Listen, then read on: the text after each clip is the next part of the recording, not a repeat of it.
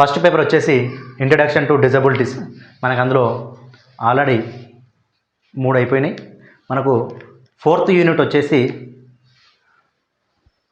Early identification and interventions, అంటే ముందస్తు గుర్తింపు, జోక్యం. ఈ లెసన్ అంతా కూడా మనకు వచ్చేసి జనరల్గా ఇన్ఫర్మేషన్ ఇవ్వడం అనేది జరిగింది. డిజబిలిటీస్ పిల్లల గురించి సంబంధించిన జనరల్ ఇన్ఫర్మేషన్ మనకి ఈ యూనిట్లో ఇవ్వడం అనేది జరిగింది. అంటే ఇక్కడ ఈ యూనిట్ యొక్క ముఖ్య ఉద్దేశం ఏంటిదంటే, ఎవరైనా ఒక డిజబిలిటీ వ్యక్తిని తీసుకున్నట్లయితే, పిల్లవాడిని తీసుకున్నట్లయితే, మనకి ఆ డిజబిలిటీని ముందస్తుగా ఏ విధంగా గుర్తిస్తాం, ఎలాంటి చికిత్స అందిస్తాం, లేదా డిజబిలిటీ గుర్తించిన తర్వాతకి ఎలాంటి చికిత్స అందిస్తాం, ఎలాంటి జాగ్రత్తలు తీసుకుంటామని చెప్పేసి ఓవరాల్గా మనకు ఈ యూనిట్లు ఇవ్వడం అనేది జరిగింది. అందుకని ఇక్కడ ఏమంటుందంటే, ఎర్లీ ఐడెంటిఫికేషన్ అంటే ముందస్తు గుర్తింపు, అండ్ ఇంటర్వెన్షన్స్ అంటే జోక్యం, అంటే ఆ దానికి సంబంధించినటువంటి డిజబిలిటీకి సంబంధించినటువంటి చికిత్సను అందించడం కానీ, లేదా దానికి సంబంధించిన థెరపీ సంబంధించినటువంటి సదుపాయాలను అందించడం అనేది జరుగుతుంది. ఇందులో వచ్చేసి మనకు మొత్తం 5 టాపిక్స్ ఇవ్వడం జరిగింది. ఫస్ట్ టాపిక్లో వచ్చేసి ఎర్లీ ఐడెంటిఫికేషన్ అండ్ ఇంటర్వెన్షన్ సంబంధించినటువంటి మీనింగ్, దాని అవసరం ఏ విధంగా ఉంటుంది, దాని ప్రాధాన్యత, మరియు ఏ రంగాల్లో ఈ ఎర్లీ ఐడెంటిఫికేషన్ అండ్ ఇంటర్వెన్షన్ అనేది ఉంటుందని చెప్పేసి మనకు మొత్తం కూడా ఇక్కడ ఫస్ట్ యూనిట్లో ఇవ్వడం అనేది జరిగింది. నెక్స్ట్ సెకండ్ యూనిట్లో organising cross disability and early intervention services, అంటే దీనికి సంబంధించినటువంటి సేవలన్నీ కూడా మనకు సెకండ్ టాపిక్లో ఇవ్వడం జరిగింది. నెక్స్ట్ థర్డ్లో వచ్చేసి స్క్రీనింగ్ అండ్ మూల్యాంకనం. స్క్రీనింగ్ అండ్ మూల్యాంకనం అంటే నువ్వు ఎవరైనా ఒక డిజబిలిటీని ఏ విధంగా గుర్తిస్తావు, గుర్తించిన తర్వాతకి దాన్ని ఏ విధంగా కనుక్కుంటావు అని చెప్పేసి మనకు ఇక్కడ 3వ టాపిక్లో ఇవ్వడం జరిగింది. నెక్స్ట్ 4th టాపిక్లో వచ్చేసి ఈ డిజబిలిటీ వ్యక్తుల పట్ల అటు కుటుంబ పరంగా చూసుకున్నట్లయితే, లేదా సమాజ పరంగా చూసుకున్నట్లయితే ఎలాంటి పాత్ర పోషిస్తుందని చెప్పేసి మనకు 4th టాపిక్గా ఇవ్వడం జరిగింది. నెక్స్ట్ 5th టాపిక్ వచ్చేసి మోడల్స్ ఆఫ్ ఎర్లీ ఇంటర్వెన్షన్స్. దీనికి సంబంధించినటువంటి నమూనాలన్నీ కూడా ఒక పిల్లవాడిలో అభివృద్ధి ఆలస్యమైనట్లయితే అతనికి ఏ విధంగా చికిత్స అందిస్తాం, ఏ విధంగా మనం చెప్పేసి మనకి ఇక్కడ 5th టాపిక్లో ఇవ్వడం అనేది జరిగింది. ఇందులో ఫస్ట్ టాపిక్ తీసుకున్నట్లయితే ఎర్లీ ఐడెంటిఫికేషన్. ఎర్లీ ఐడెంటిఫికేషన్ అంటే ముందస్తు గుర్తింపు. అంటే ఎవరైనా ఒక డిజబిలిటీ పిల్లవాడిని తీసుకున్నట్లయితే, మరి ఆ పిల్లవానికి డిజబిలిటీ ఉన్నదని నువ్వు ముందస్తుగా ఏ విధంగా గుర్తిస్తావు అని చెప్పేసి మనకి ఇక్కడ ఇవ్వడం అనేది జరిగింది. మరి డిజబిలిటీని ఏ విధంగా గుర్తిస్తావంటే, ఎవరైనా ఒక పిల్లవాడిని తీసుకున్నట్లయితే ఆ పిల్లవానిలో ఆలోచించే శక్తి కానీ, శారీరక ఎదుగుదల కానీ, సామాజిక నైపుణ్యాలు, భావోద్వేగ నియంత్రణలు, ఈ అన్ని అంశాలలో అభివృద్ధి అనేది సరిగ్గా ఉందా లేదా గుర్తించడమే ఇక్కడ ఎర్లీ ఐడెంటిఫికేషన్గా చెప్పుకోవడం అనేది జరుగుతుంది. అంటే ఎవరైనా ఒక పిల్లవాడిని తీసుకున్నట్లయితే వానిలో నువ్వు ఇక్కడ ఇచ్చినటువంటి అంశాలన్నీ కూడా, వాడు ఆలోచించే శక్తి కానీ, లేదా శారీరక ఎదుగుదల కానీ, లేదా సామాజిక నైపుణ్యాలు కానీ, భావోద్వేగ నియంత్రణలు, ఈ అన్ని అంశాలు సరిగ్గా ఉన్నట్లయితే మనకి ఎలాంటి డిజబిలిటీ అనేది లేదు. ఈ అంశాలలో ఏదో ఒకటి లోపించినట్లయితే మనకి ఖచ్చితంగా డిజబిలిటీగా ఉన్నదని చెప్పేసి మనం గుర్తించడం అనేది జరుగుతుంది. ఈ విధంగా ముందస్తుగా డిజబిలిటీని గుర్తించడం అనేది జరుగుతుంది. మరి ఇక్కడ ఈ డిజబిలిటీకి సంబంధించినటువంటి ఎర్లీ ఐడెంటిఫికేషన్, డిజబిలిటీకి సంబంధించినటువంటి వరల్డ్ హెల్త్ ఆర్గనైజేషన్ పిల్లవాడు చిన్న దశలో ఉన్నప్పుడే తన యొక్క అభివృద్ధికి ముఖ్యమైన కారణం అనేది చెప్పడం అనేది జరిగింది. అంటే చిన్ననాటి దశే పిల్లల యొక్క అభివృద్ధికి ముఖ్య కారణం అని చెప్పేసి వరల్డ్ హెల్త్ ఆర్గనైజేషన్ అనేది చెప్పడం జరిగింది. ఎందుకంటే ఒక పిల్లవాని యొక్క అభివృద్ధి అనేది చిన్నగా ఉన్నప్పుడే మొదలవుతుంది కాబట్టి చిన్ననాటి దశనే ముఖ్యమైనది అని చెప్పేసి ఇక్కడ మనకు వరల్డ్ హెల్త్ ఆర్గనైజేషన్ అనేది తెలియజేయడం జరిగింది. Next identification disability education act. అమెరికాలో డిజబిలిటీ ఉన్నటువంటి వ్యక్తులను గుర్తించి మొదటి 3 సంవత్సరాల లోపలే ఆ పిల్లలకి ఏం చేస్తారంటే ఖచ్చితంగా డిజబిలిటీని గుర్తించి దానికి సంబంధించినటువంటి చికిత్సను అందించడం అనేది జరుగుతుంది. అంటే అమెరికా లాంటి దేశాల్లో ఏం చేస్తారంటే ఈ డిజబిలిటీ ఎవరికైతే ఉంటుందో ఆ డిజబిలిటీ వ్యక్తులను ఖచ్చితంగా 3 సంవత్సరాల లోపే ఆ డిజబిలిటీని గుర్తించి దానికి సంబంధించినటువంటి ముందస్తు చికిత్సను అందించడం అనేది జరుగుతుంది. అంటే ఎర్లీ ఐడెంటిఫికేషన్ అంటే ముందస్తునే గుర్తించడం జరుగుతుంది. అంటే 3 సంవత్సరాల లోపు ఉన్న పిల్లల్ని ఖచ్చితంగా వాళ్ళు తప్పనిసరిగా ఏం చేస్తారంటే ఐడెంటిఫికేషన్ చేయడం అనేది జరుగుతుంది. ఇక్కడ ఉన్నటువంటి అంశాలన్నింటినీ కూడా వాటిని సరిగ్గా ఉన్నాయా లేవో చూసి ఖచ్చితంగా మనకి దానికి ఏమైనా లోపం ఉన్నట్లయితే అందుకు సంబంధించినటువంటి చికిత్సను అందించడం అనేది జరుగుతుంది.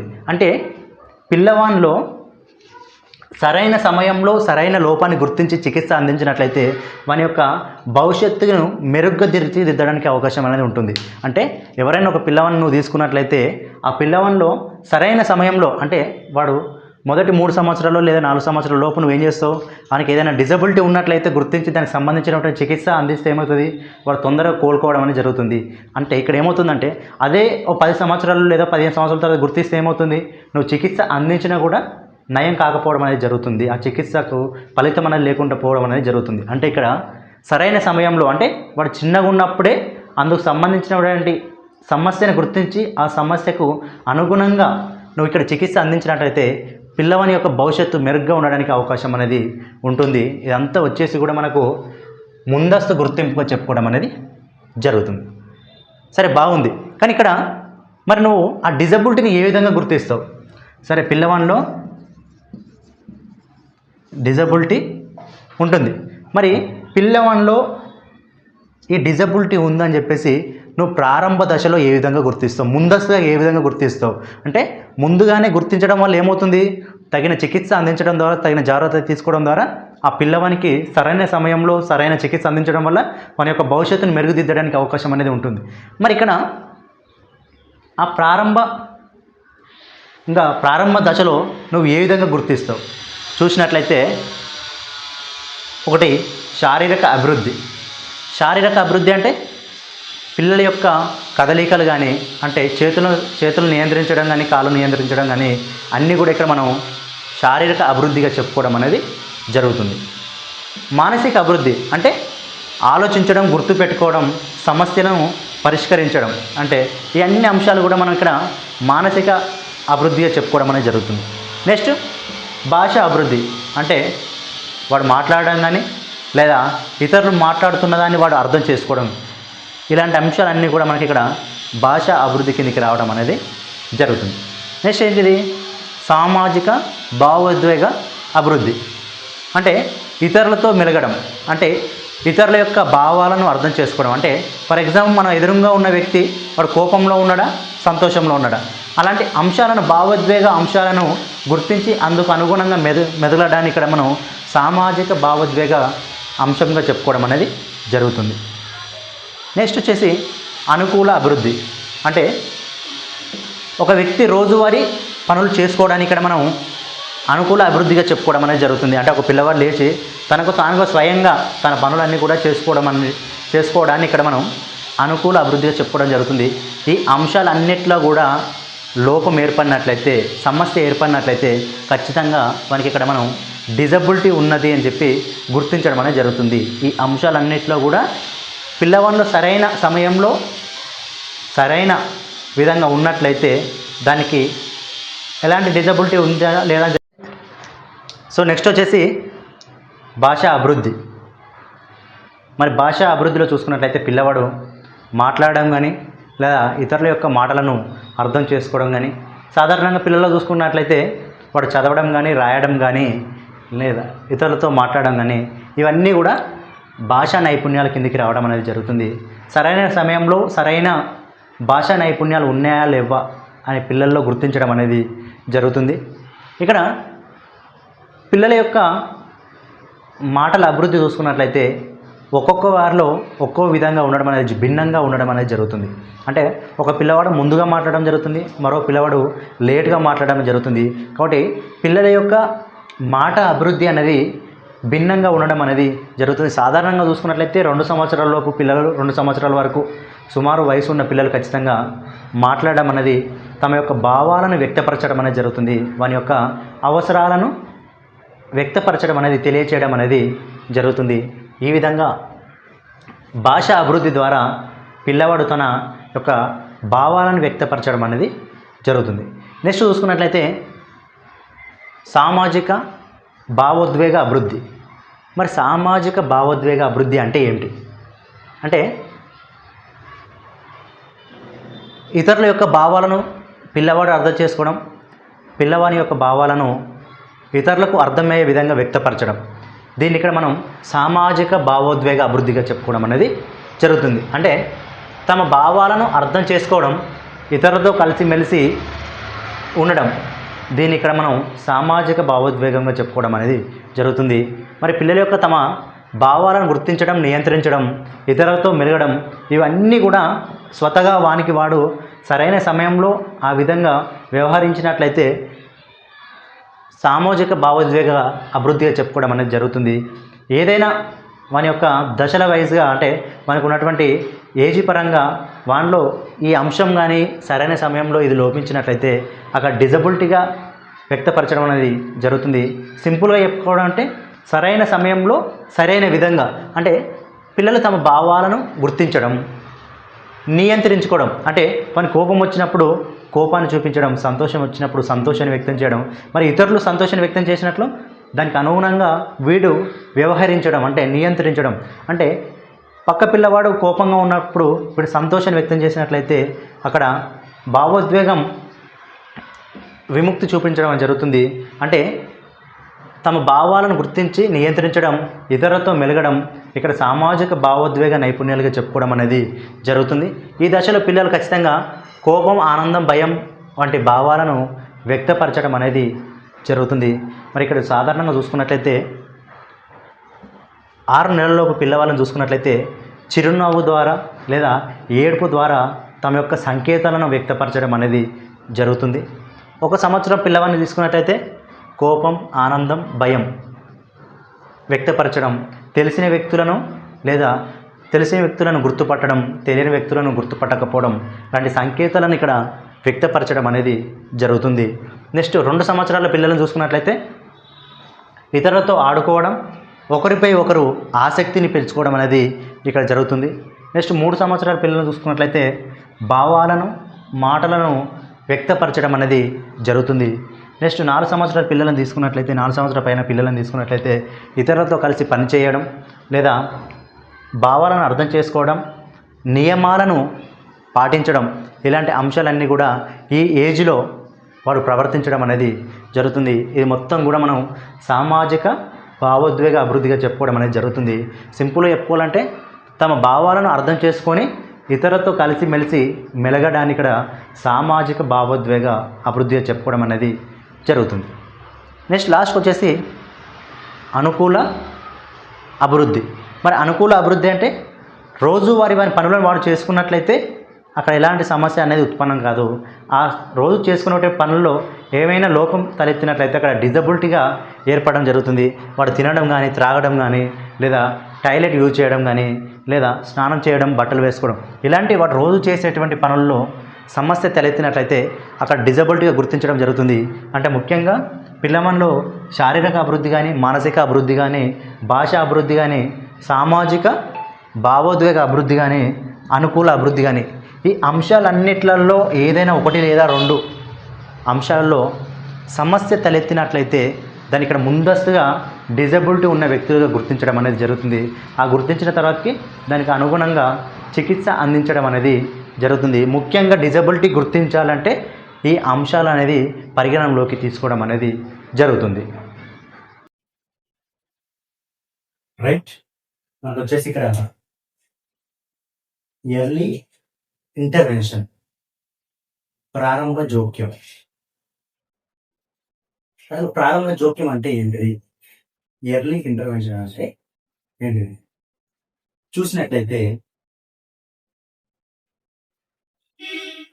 0 నుంచి అంటే పుట్టిన పిల్లవాడి దగ్గర నుంచి 6 సంవత్సరాల లోపు పిల్లలలో ఏమైనా శారీరక, మానసిక సంబంధించినటువంటి సమస్యలు అభివృద్ధి పరంగా ఉన్నట్లయితే వాటిని దూరం చేసి ఆయనకు ఒక మంచి జీవితాన్ని అందించినట్లయితే దానికి మనం ఎర్లీ ఇంటర్వెన్షన్ చెప్పుకోవడం అనేది జరుగుతుంది. అంటే పుట్టిన పిల్లవాని దగ్గర నుంచి 6 సంవత్సరాలలోపు పిల్లలు ఎవరైతే ఉంటారో వారి యొక్క మానసికంగా గాని, శారీరక ఎదుగుదల గాని, భాషా అభివృద్ధి గాని, లేదా అనుకూల నైపుణ్యాలు గాని, ఈ అన్ని నైపుణ్యాలలో వానికి ఏమైనా లోపాలు ఉన్నట్లయితే, లేదా ఏమైనా సమస్యలు ఉన్నట్లయితే, ఆ సమస్యలను గుర్తించి త్వరగా దానికి కావలసినటువంటి చికిత్సను అందించినట్లయితే దాన్ని ఇక్కడ మనం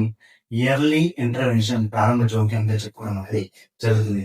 ఇక్కడ చూసినట్లయితే ఇయర్లీ ఇంటర్వెన్షన్ పుట్టిన దగ్గర నుంచి 6 సంవత్సరాలు కనిపించే అభివృద్ధి లోపాలను లేదా సమస్యలను త్వరగా గుర్తించి వారిని తగ్గించడానికి లేదా సరి చేయడానికి ప్రణాళికబద్ధంగా చేసేటువంటి సేవలనే ఇక్కడ ప్రారంభ జోక్యంగా చెప్పుకోవడం అనేది జరుగుతుంది. అంటే ఈ డిజబిలిటీ రావడానికి లేదా డిజబిలిటీ ఏర్పడడానికి ముఖ్యంగా పుట్టిన పిల్లవాడి దగ్గర నుంచి స్టార్ట్ కావడం అనేది జరుగుతుంది. అది మనకు తెలుసు. అంటే పుట్టిన పిల్లవాడి దగ్గర నుంచి 6 సంవత్సరాల లోపు, మరి ఈ 6 సంవత్సరాల లోపే పిల్లవానికి ఇయర్లీ ఇంటర్వెన్షన్ ప్రారంభ జోక్యం ఎందుకు చూసినట్లయితే, అంటే పిల్లవాని యొక్క మెదడు అనేది ఈ సమయంలోనే ఈ పుట్టిన దగ్గర నుంచి 6 సంవత్సరాల లోపు ఎప్పుడైతే ఉంటాయో అప్పుడే వాని యొక్క మెదడు అనేది వేగంగా అభివృద్ధి చెందడం అనేది జరుగుతుంది. కాబట్టి ఈ సమయంలోనే ప్రారంభ జోక్యం అనేది ఖచ్చితంగా అవసరం.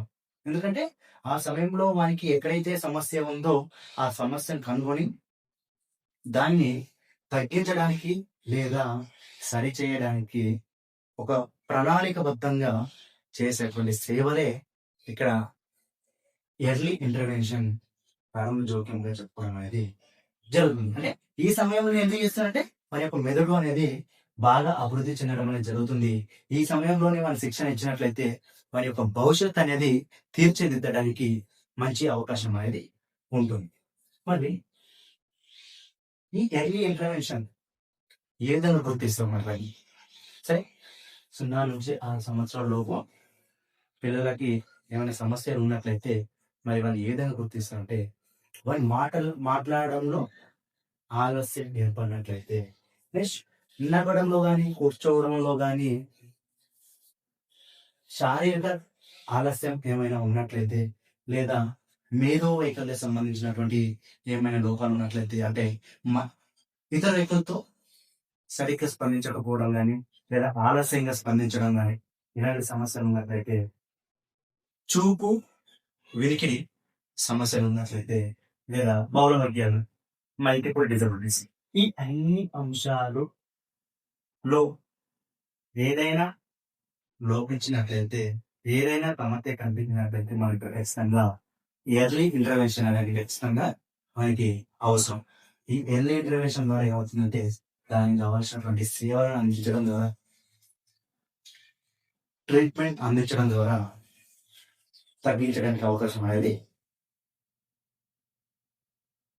మరి ఈ ఎర్లీ ఇంటర్వెన్షన్ లో మరి ఎలాంటి సేవలు అందిస్తారంటే, స్పీచ్ థెరపీ అని, ఫిజియోథెరపీ అని, బిహేవియర్ థెరపీ అని, occupational therapy, next special education, parents counselling, ఇలాంటి అన్ని సేవలను చికిత్సలను అందించడం ద్వారా వారికి ఉన్నటువంటి సమస్యను దూరం చేయడానికి ఎర్లీ ఇంటర్వెన్షన్ అనేది ఖచ్చితంగా మనకు ఉపయోగపడడం అనేది జరుగుతుంది.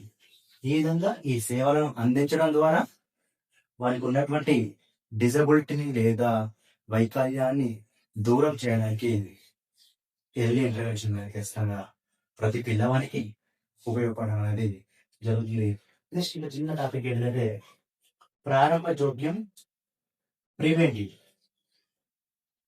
ప్రారంభ జోక్యం ప్రివెంటివ్ అంటే పిల్లల్లో లోపం ఏర్పడే ముందు లేదా లోపం వచ్చేటువంటి ప్రమాదం ఉన్న దశల్లో తీసుకునే ముందస్తు చర్యలని ఇక్కడ మనం ప్రివెంటివ్ జోక్యం అని పిలవడం అనేది జరుగుతుంది. అంటే వారికి ఏదైనా డిజబిలిటీ రావడానికి అవకాశం ఉన్నది అనేటువంటి అంశం తెలిసినప్పుడు ఆ అంశాన్ని ముందుగానే పసిగట్టి దానికి కావాల్సినటువంటి చికిత్సను అందించడానికి ఇక్కడ మనం ప్రారంభ జోక్యం ప్రివెంటివ్ గా చెప్పుకోవడం అనేది జరుగుతుంది. ఇక్కడ ఏం చెప్పారంటే పిల్లలలో లోపం ఏర్పడక ముందే లేదా లోపం వచ్చే ప్రమాదం ఉన్న దశలోనే తీసుకునే ముందస్తు చర్యలనే ప్రివెంటివ్ ప్రారంభ జోక్యంగా చెప్పుకోవడం అనేది జరుగుతుంది. మరి ఈ ప్రారంభ జోక్యం అనేది ఏ విధంగా తీసుకుంటాం అంటే ముందస్తు చర్యలు తీసుకుంటామని చెప్పి మరి ముందస్తు చర్యలు ఏ విధంగా ఉంటాయంటే అప్పటి ప్రైమరీ స్టేజ్ లో ఉంటుంది, రెండోది సెకండరీ స్టేజ్ లో ఉంటుంది, థర్డ్ వన్ మనకు జాగ్రత్తలు తీసుకోవడం అనేది జరుగుతుంది. ఇక్కడ మనకు ప్రాథమిక నివారణ ప్రైమరీ ప్రివెంటివ్ అంటే లోపం పూర్తిగా రాకుండా చేసేటువంటి స్టేజ్ ఇక్కడ ప్రైమరీ ప్రివెంటివ్ చెప్పుకోవడం అనేది జరుగుతుంది. ఫర్ ఎగ్జాంపుల్ చూసుకున్నట్లయితే పిల్లవాడు పుట్టేటువంటి ముందే గర్భస్థ దశలో ఉన్నప్పుడు తల్లి కావలసినటువంటి వైద్యుల తరహాలు కానీ లేదా అక్కడ శిశువును రక్షించడానికి కావలసినటువంటి సరైన పోషకాలు తీసుకున్నట్లయితే ఏదైనా లోపం ఏర్పడే ముందు దానికి ఇక్కడ పూర్తిగా రాకుండా చేయడం అనేది జరుగుతుంది. అందుకని మన గర్భస్థ దశలో శిశువును ఏం చేస్తారంటే స్కానింగ్ చేయడం అనేది జరుగుతుంది. అక్కడ స్కానింగ్ ఎందుకు చేస్తారంటే ఏదైనా లోపం ఉన్నదా లేదా, ఏదైనా సమస్య ఉందా లేదా. ఇక్కడ ఏం చేస్తారు ప్రైమరీ ఆ విధంగా ప్రాథమిక దశలోనే శిశువు యొక్క జాగ్రత్తలు తీసుకోవడం అనేది జరుగుతుంది. దాన్ని ఇక్కడ మనం ప్రైమరీ స్టేజ్ లో చెప్పుకోవడం జరుగుతుంది. అంటే లోపం పూర్తిగా ఏర్పడక ముందే, లోపం రాకముందుకే తీసుకున్నటువంటి జాగ్రత్తలు ప్రివెంటివ్ అంటే ముందుగానే తీసుకోవడం అనేది జరుగుతుంది. కాబట్టి ఇక్కడ ఇది చెప్పుకోవచ్చు. ఇక్కడ ఏం చేయడం గర్భధారణ సమయంలో సరైన పోషణ తీసుకోవడం, తల్లి యొక్క ఆరోగ్య పరీక్షలు లేదా టీకాలు తీసుకోవడం, నెక్స్ట్ మద్యపానం సంబంధించినటువంటి ఎవరైనా ఆల్కహాల్ తీసుకున్నటువంటి వ్యక్తులు ఉన్నట్లయితే దాన్ని నివారించడం. ఈ అంశాల ద్వారా ఏమంటే ఆ డిజబిలిటీ లోపం పూర్తిగా రాకుండా చేయడం అనేది జరుగుతుంది. నెక్స్ట్ సెకండరీ ప్రివెంటివ్ ద్వితీయ నివారణ. ఇక్కడ వచ్చేసి ద్వితీయ నివారణ అంటే ఏంటంటే లోపాన్ని ముందుగానే గుర్తించి ఆ లోపానికి తగినటువంటి చికిత్స అందించడం అనేది జరుగుతుంది. పుట్టే పిల్లవారికి స్కానింగ్స్ కావచ్చు లేదా ఏదైనా లోపం ఏర్పడినట్లయితే, లోపం ఏర్పడే సమస్య ఉన్నట్లయితే దానికి సంబంధించినటువంటి ప్రత్యేక పరీక్షలు చేయడం అనేది జరుగుతుంది. ఇక్కడ ఏం చేస్తుందంటే లోపం రాకముందుకే ముందుగానే జాగ్రత్త తీసుకోవడం జరుగుతుంది. ఇక్కడ లోపానికి సంబంధించినటువంటి పరీక్షలు చేసిన తర్వాతకి దానికి అనుగుణంగా మెదగలడం అనేది జరుగుతుంది. ఆ విధంగా చర్యలు అనేది తీసుకోవడం అనేది జరుగుతుంది. నెక్స్ట్ వచ్చేసి ఇక్కడ ఉన్న లోపాన్ని అంటే ఉన్న డిజబిలిటీని వేగంగా పెరగకుండా అక్కడి వరకు అడ్డుకట్ట వేయడం. ఫస్ట్ స్టేజ్ ప్రైమరీ దశలోనేమో గర్భస్థ దశలో ఉన్నప్పుడే మంచి ఆహారాన్ని తీసుకుంటుంది, మద్యపానం దూరంగా ఉంటారు, నెక్స్ట్ కావాల్సినటువంటి చర్యలు తీసుకోవడం జరుగుతుంది. అక్కడ ఏమవుతుంది లోపం పూర్తిగా రాకుండా చేయడం అనేది జరుగుతుంది. అంటే తల్లి మంచి ఆరోగ్యాన్ని ఉన్నట్లయితే పుట్టేటువంటి శిశువు కూడా మంచి ఆరోగ్యంతో పుట్టడం అనేది జరుగుతుంది. కావాల్సినటువంటి పోషకాలు తీసుకోవడం అనేది జరుగుతుంది. ఇక ద్వితీయ శ్రేణిలో ఏం చేస్తుంది, ద్వితీయ దశలో నివారణ ఏం చేస్తుందంటే లోపం తొలి దశలో అంటే ప్రైమరీ స్టేజ్ లో ముందుగా ఉన్నట్లయితే గుర్తించి దానికి అనుగుణంగా కావాల్సినటువంటి ట్రీట్మెంట్ తీసుకోవడం అనేది జరుగుతుంది. నెక్స్ట్ ఒక డిసబిలిటీ లేదా ఏదైనా లోపం ఉన్నది, ఆ లోపాన్ని పూర్తిగా అడ్డుకట్ట వేయడం అనేది జరుగుతుంది. మరి ఇక్కడ ప్రత్యేక విద్య అందించడం లేదా ఏదైనా లోపం ఉన్నట్లయితే స్పీచ్ థెరపీ కానీ, ఆక్యుపేషన్ థెరపీ కానీ, ఫిజియోథెరపీ కానీ లాంటివి ఉపయోగించి ఆ లోపాన్ని మరింత పెరగకుండా తగ్గించడానికి ఇక్కడ చేయడం జరుగుతుంది. ఇక్కడ కుటుంబ సభ్యుల సహకారం, పునరావాస రిహాబిలేషన్ సెంటర్ తరలించడం, అక్కడ సేవ అందించడం అన్ని కూడా ఈ స్టేజ్లో జరగడం అనేది జరుగుతుంది. ఇవన్నీ కూడా మనకు ప్రారంభ జోక్యంలో ప్రివెంటివ్ తీసుకోవడం అనేది జరుగుతుంది. ముందస్తుగా జాగ్రత్త తీసుకోవడం అనేది జరుగుతుంది. దీంట్లో మనం ప్రారంభ జోక్యం యొక్క ప్రివెంటివ్ చెప్పుకోవడం అనేది జరుగుతుంది. నెక్స్ట్ వచ్చేసి మరొక topic IFSP, individualised family service plan. IFSP, individualised family service plan. 0 నుండి 3 సంవత్సరాల లోపు ఎవరైతే పిల్లలు ఉంటారో ఆ పిల్లల్లో అభివృద్ధి లోపాలు లేదా ప్రమాదంలో ఉన్న పిల్లలు కోసం, అంటే డిజబిలిటీ రావడానికి అవకాశం ఉన్నా లేదా ఆ చేరువలో ఉన్న పిల్లల గురించి ప్రత్యేకంగా ఇక్కడ ఏం చేశారంటే కుటుంబంతో కలిసి పిల్లవాడు ప్లస్ కుటుంబం ఇద్దరు కలిసి చేసేటువంటి సేవలనే ఇక్కడ మనం ఇండివిజువలైజ్డ్ ఫ్యామిలీ సర్వీస్ ప్లాన్ చెప్పుకోవడం అనేది జరుగుతుంది. అంటే సింపుల్ ఏం లేదు, 0 నుండి 3 సంవత్సరాల పిల్లవాడు ఎవరైతే ఉంటాడో ఆ పిల్లవాడికి ఏదైనా డిజబిలిటీ రావడానికి అవకాశం ఉన్నట్లయితే లేదా డిజబిలిటీ ఉన్న ప్రమాదంలో ఉన్నట్లయితే మనకి ఇక్కడ పిల్లవాడు ఉంటాడు ప్లస్ కుటుంబం ఉంటుంది. ఈ ఇద్దరు కలిసి వ్యక్తిగతంగా తయారు చేసేటువంటి ప్రణాళికనే, అంటే మనకి ఏ విధంగా డిజబిలిటీ తగ్గించాలి, మరి వాళ్ళకి ఏ విధంగా ఆ డిజబిలిటీ నుంచి దూరం చేయాలి అని చెప్పేసి పిల్లవాళ్ళు ప్లస్ కుటుంబంతో కలిసి చేసేటువంటి ఒక చికిత్సనే ఇక్కడ మనం ఇండివిజువలైజ్డ్ ఫ్యామిలీ సర్వీస్ ప్లాన్ చెప్పుకుంటాం. మామూలు ఇక్కడ ఏం చేస్తాను, వాళ్ళ రిహాబిలిటేషన్ సెంటర్ తరలించడం, అక్కడ ట్రీట్మెంట్ చేయడం లేదా అక్కడ శిక్షణ అందించడం జరుగుతుంది. కానీ ఇక్కడ ఏం చేస్తుంటే వాళ్ళ ఇల్లే మనకి ట్రీట్మెంట్ గా చెప్పుకోవడం జరుగుతుంది, చికిత్స అందించేటువంటి అంశాలను చెప్పుకోవడం జరుగుతుంది. ఇల్లు ప్లస్ సమాజం, ఈ రెండింటికే వారి యొక్క చికిత్స అనేది పరిమితం కావడం అనేది జరుగుతుంది. ఇటు తల్లిదండ్రులు ప్లస్ పిల్లవాడు ప్లస్ ఇల్లు, ఈ 3 అంశాల్లోనే వారికి ఉన్నటువంటి సమస్యను లేదా లోపాన్ని నివారించడానికి వ్యక్తిగతంగా తయారు చేసేటువంటి ఒక ప్రణాళికనే మనం ఇక్కడ ఇండివిజువలైజ్డ్ ఫ్యామిలీ సర్వీస్ ప్లాన్ చెప్పుకోవడం జరుగుతుంది. ఇక్కడ ఏంటి అంటే 0 నుంచి 3 సంవత్సరాల పిల్లల్లో అభివృద్ధి లోపాలు ప్రమాదంలో ఉన్న పిల్లల కోసం పిల్లవాడు ప్లస్ కుటుంబ అవసరాల ఆధారంగా తయారు చేసే వ్యక్తిగత సేవల ప్రణాళికనే ఇండివిజువలైజ్డ్ ఫ్యామిలీ సర్వీస్ ప్లానింగ్ గా చెప్పుకోవడం అనేది జరుగుతుంది. ఇది మనకు వచ్చేసి 4.1 గా చెప్పుకోవడం అనేది జరుగుతుంది. 4.1 లో మనకు ఇదంతా ఇవ్వడం అనేది జరిగింది. అంటే ఇప్పుడు ఎర్లీ ఇంటర్వెన్షన్ అంటే పుట్టిన దగ్గర నుంచి 6 సంవత్సరాల లోపు కనిపించే అభివృద్ధి లోపాలను త్వరగా గుర్తించి వాళ్ళకి ఏదైనా డిజబిలిటీ ఉన్నటువంటి అంశం ఉన్నట్లయితే దాన్ని తొందరగా గుర్తించి దానికి అనుగుణంగా నువ్వు చేసేటువంటి ట్రీట్మెంట్ లేదా చికిత్సని ఒక ప్రణాళికబద్ధంగా క్రమబద్ధంగా చేసేటువంటి సేవలని ఇక్కడ మనం ఎర్లీ ఇంటర్వెన్షన్ చేసేది. ఇదంతా కూడా ఫోకస్గా ఎలాంటి చర్యలు తీసుకుంటారు అని చెప్పేసి ప్రివెంటివ్ జోకే, అంటే పిల్లవానికి లోపం ఏర్పడక ముందుకి ఆ సమస్యను ముందస్తు గుర్తించి ఎలాంటి చర్యలు తీసుకుంటాం అని చెప్పేసి మొత్తం ఇది కూడా 4.1 గా ఇవ్వడం జరిగింది. మరొక చిన్న కథ 2E. 2E అంటే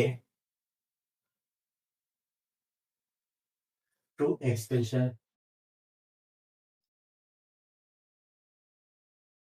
లేదా ట్వైస్. 2E అంటే టు ఎక్స్పెన్షన్ లేదా ట్వైస్ స్టూడెంట్స్. అంటే ఇక్కడ ఏం లేదు, ఒక వ్యక్తిని తీసుకున్నట్లయితే వారికి ఒక ప్రతిభ ఉంటుంది, మరోవైపు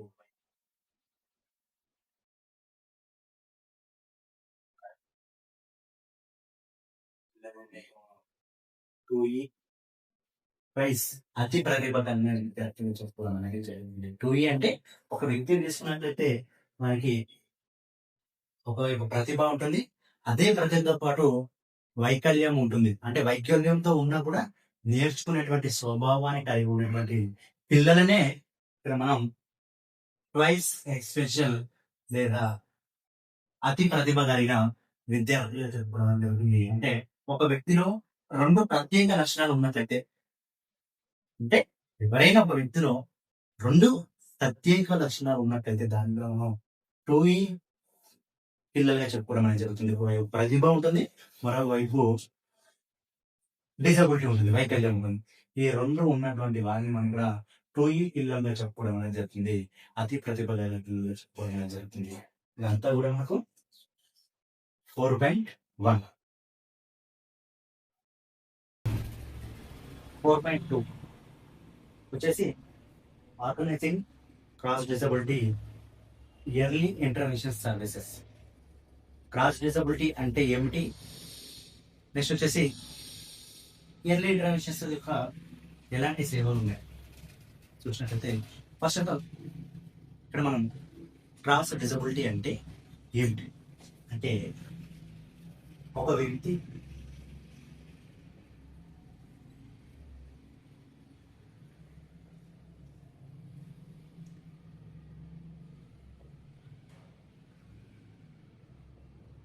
డిజబిలిటీస్ ఉన్నట్లయితే అతనికి అందించేటువంటి సేవలు లేదా చికిత్స. ఇక క్రాస్ డిజబిలిటీ అంటే ఏమిటి అంటే, ఎవరైనా ఒక వ్యక్తికి ఒక వైకల్యం కంటే ఎక్కువ వైకల్యాలు కలిగి ఉన్నట్లయితే అతనికి కూడా చికిత్స అందించినట్లయితే దానికి మనం క్రాస్ డిజబిలిటీ చెప్పుకోవడం జరుగుతుంది. అంటే ఎవరైనా ఒక వ్యక్తిని తీసుకున్నట్లయితే ఆ వ్యక్తికి ఇక్కడ నార్మల్ గా ఏదో ఒక డిజబిలిటీ ఉండడం జరుగుతుంది, కానీ ఇక్కడ ఒకటి కంటే ఎక్కువ, 2 కావచ్చు, 3 కావచ్చు, 4 కావచ్చు, అయినా కూడా అతనికి సాధారణంగా ఒక డిజబిలిటీ ఉన్నటువంటి వ్యక్తికి ఏ విధంగా అయితే చికిత్స అందిస్తావో ఇతనికి కూడా ఆ విధంగానే నువ్వు చికిత్స అందించినట్లయితే, ట్రీట్మెంట్ చేసినట్లయితే దానికి మనం అలాంటి దాన్ని ఇక్కడ మనం క్రాస్ డిజబిలిటీ చెప్పుకోవడం అనేది జరుగుతుంది. అంటే ఒక వ్యక్తికి ఒకటి కంటే ఎక్కువ వైకల్యాలు కలిగి ఉండి కూడా అతనికి కూడా మనం వైద్య సహాయము లేదా చికిత్స అందించినట్లయితే దానికి మనం క్రాస్ డిజబిలిటీగా చెప్పుకోవడం అనేది జరుగుతుంది. మరి ఈ క్రాస్ డిజబిలిటీలో మరి ప్రారంభ జోక్యం అనేది ఎందుకు అంటే డిజబిలిటీ యొక్క ప్రభావాన్ని తగ్గించడానికి ఇక్కడ ప్రారంభ జోక్యం అనేది ఖచ్చితంగా అవసరం.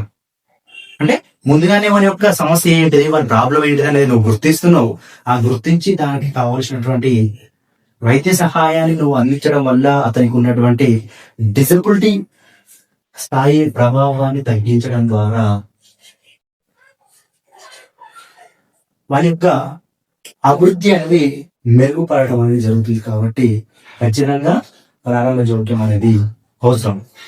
డిజబిలిటీని తగ్గించడానికి, ప్రభావాన్ని తగ్గించడానికి ఇక్కడ ప్రారంభ జోక్యం అనేది అవసరం.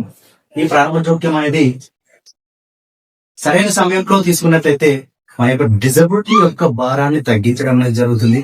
మన యొక్క జీవితాన్ని అభివృద్ధి పరచడానికి, మన యొక్క మెరుగుపరచడానికి ప్రారంభ జోక్యం అనేది అవసరం అవుతుంది. నెక్స్ట్, మరియు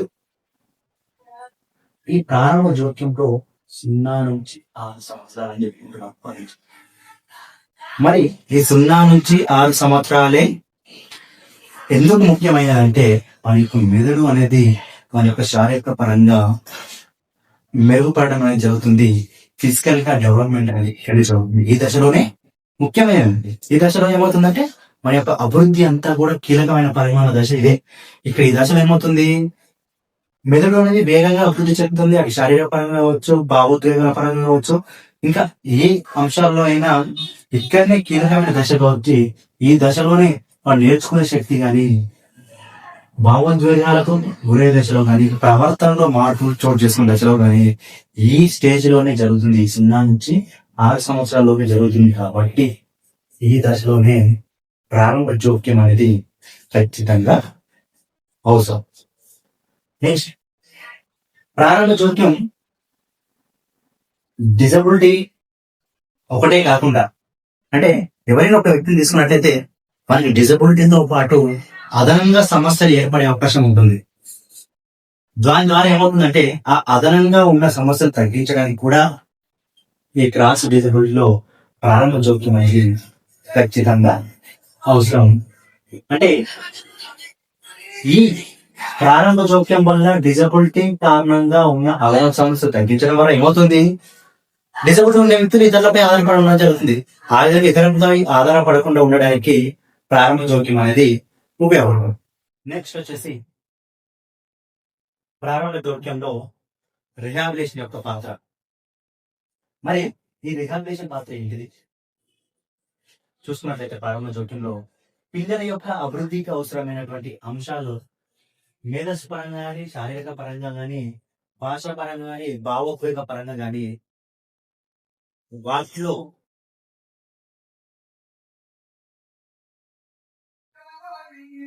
నెక్స్ట్ వచ్చేసి ప్రారంభ జోక్యంలో రిహాబిలిటేషన్. మరి రిహాబిలిటేషన్ ఏంటిది? ఈ ప్రారంభ జోక్యంలో మరి రిహాబిలిటేషన్ యొక్క పాత్ర ఏంటిదంటే, పిల్లల యొక్క అభివృద్ధి అంశాలలో మనకు ఆల్రెడీ తెలుసు, పిల్లల యొక్క అభివృద్ధి అనేది ఎక్కడ ఉంటుంది, ఆల్రెడీ శారీరక పరంగా కానీ, మేధస్సు పరంగా కానీ, భాషా పరంగా కానీ, స్వయంగా వాడు జీవించేటువంటి అంశాలలో నైపుణ్యాలను లేదా శిక్షణను, అంటే ఒక పిల్లవాడు తీసుకున్నట్లయితే పిల్లవాళ్ళు ఖచ్చితంగా 5 అంశాలలో మన యొక్క డెవలప్మెంట్ అనేది జరగడం అనేది జరుగుతుంది. అది శారీరక పరంగా కావచ్చు, మేధస్సు పరంగా కావచ్చు, భాషా పరంగా కావచ్చు, లేదా అనుకూల నైపుణ్యాలు కావచ్చు, లేదా భావోద్వేగ పరంగా కావచ్చు. ఈ 5 అంశాలలో కావాల్సినటువంటి శిక్షణను, నైపుణ్యాన్ని, వారి యొక్క అభివృద్ధిని మెరుగుపరచడానికి రిహాబిలిటేషన్ పునరావాస కేంద్రాలు అనేది ముఖ్య పాత్ర పోషించడం అనేది జరుగుతుంది. అంటే ఈ పునరావాస కేంద్రాల్లో వాడు ఏం చేస్తాడు, వారికి ఉన్నటువంటి సమస్యను లేదా లోపాన్ని గుర్తించి దానికి కావాల్సినటువంటి చికిత్సను అందించడం ద్వారా, దాంతోపాటు ప్రత్యేక విద్యను అందించడం అనేది జరుగుతుంది. భాషా పరంగా వాడు ఏ విధంగా మాట్లాడాలి, ఇతరులతో ఏ విధంగా స్పందించాలి, నెక్స్ట్ మేధో వైకల్య పరంగా, నెక్స్ట్ అనుకూల నైపుణ్యాలు, అంటే స్వతగా వాడికి వాడు ఉండేటువంటి విధంగా, వాడు చేసేటువంటి పనులు వాడు చేసుకునేటువంటి విధంగా ఈ రిహాబిలిటేషన్ కేంద్రాలు అనేది ఖచ్చితంగా ఉపయోగపడడం అనేది జరుగుతుంది, ముఖ్య పాత్ర పోషించడం అనేది జరుగుతుంది. నెక్స్ట్ ఇలా తల్లిదండ్రుల పాత్ర కూడా ముఖ్య పాత్ర పోషించడం అనేది జరుగుతుంది. ఇక తల్లిదండ్రులు ఏం చేయాలంటే, పిల్లల యొక్క వారి యొక్క అంశాలను, వారి యొక్క లోపాలను గుర్తించిన తర్వాతకి అందుకు అనుగుణంగా అందించేటువంటి సేవల్లో వారు ఖచ్చితంగా భాగస్వామ్యులు కావడం అనేది జరగాలి. వాడు ఏం చేయాలంటే, వాళ్ళకి కావలసినటువంటి సేవలను అందించడంలో ఖచ్చితంగా ప్రోత్సహించడం అనేది, ప్రోత్సాహకం అనేది ఇక్కడ ముఖ్యమైన అంశంగా చెప్పుకోవడం అనేది జరుగుతుంది. పిల్లల్ని ఫర్ ఎగ్జాంపుల్ మనం చూసుకుంటూ ఉంటాం, ఎవరైతే డిజబిలిటీ వ్యక్తులు ఉంటారో ఆ డిజబిలిటీ వ్యక్తులను అక్కడికి వదిలిపెట్టకుండా మన లోపాన్ని సరిచేయడానికి అవకాశం ఉన్నట్లయితే ఆ అవకాశం తగ్గించడానికి తల్లిదండ్రులు కూడా కీలక పాత్ర పోషించాల్సి ఉంటుంది. ఆ అంశాన్ని, ఆ లోపాన్ని ఇక్కడ తగ్గించడానికి కావలసినటువంటి సహాయ సహకారం అందించడానికి ప్రోత్సహించడం అనేది, ప్రోత్సాహం అందించడం అనేది ఇక్కడ ముఖ్యమైన అంశంగా చెప్పుకోవడం అనేది జరుగుతుంది. నెక్స్ట్ సమన్వయ విధానం, కోఆర్డినేషన్ అప్రోచ్ అనేది ఖచ్చితంగా ముఖ్యమైనది. అంటే వైద్య సేవలు, ఆరోగ్య సేవలు, ప్రారంభ జోక్యం, ఈ 3 అంశాలు కూడా కలిసి పనిచేసినట్లయితే ముందస్తు డిజబిలిటీని గుర్తించి అందుకు అనుగుణమైనటువంటి ఆరోగ్య సేవలను కానీ, వైద్య సేవలను కానీ సరైన సమయంలో సరైన విధంగా క్రమ పద్ధతిలో అందించినట్లయితే డిజబిలిటీని తగ్గించడానికి, తీవ్రతను తగ్గించడానికి ఖచ్చితంగా ఉపయోగపడడం అనేది జరుగుతుంది. ఈ విధంగా సమన్వయ విధానం అనేది ఇక్కడ ఖచ్చితంగా అవసరం. ఈ విధంగా చేయడం వల్ల ఎవరైతే డిజబిలిటీ ఉంటుందో ఆ డిజబిలిటీ ఉన్నటువంటి వ్యక్తులను, వారి యొక్క డిజబిలిటీ తీవ్రతను తగ్గించడానికి అవకాశం అనేది ఉంటుంది. ఇది వచ్చేసి డిజబిలిటీలో రిహాబిలిటేషన్ యొక్క పాత్ర అనేది చూడవచ్చు. మరి ఈ ఎర్లీ ఇంటర్వెన్షన్స్ లో ఎలాంటి సేవలు అందిస్తారు? సింపుల్ చూసినట్లయితే ఫస్ట్ ఏం చేస్తారు, ఎవరైనా ఒక వ్యక్తి తీసుకున్నట్లయితే ఫర్ ఎగ్జాంపుల్ వీరి పేరు రాజు. ఫస్ట్ ఏం చేస్తారు, వీరికి స్క్రీనింగ్ చేస్తారు.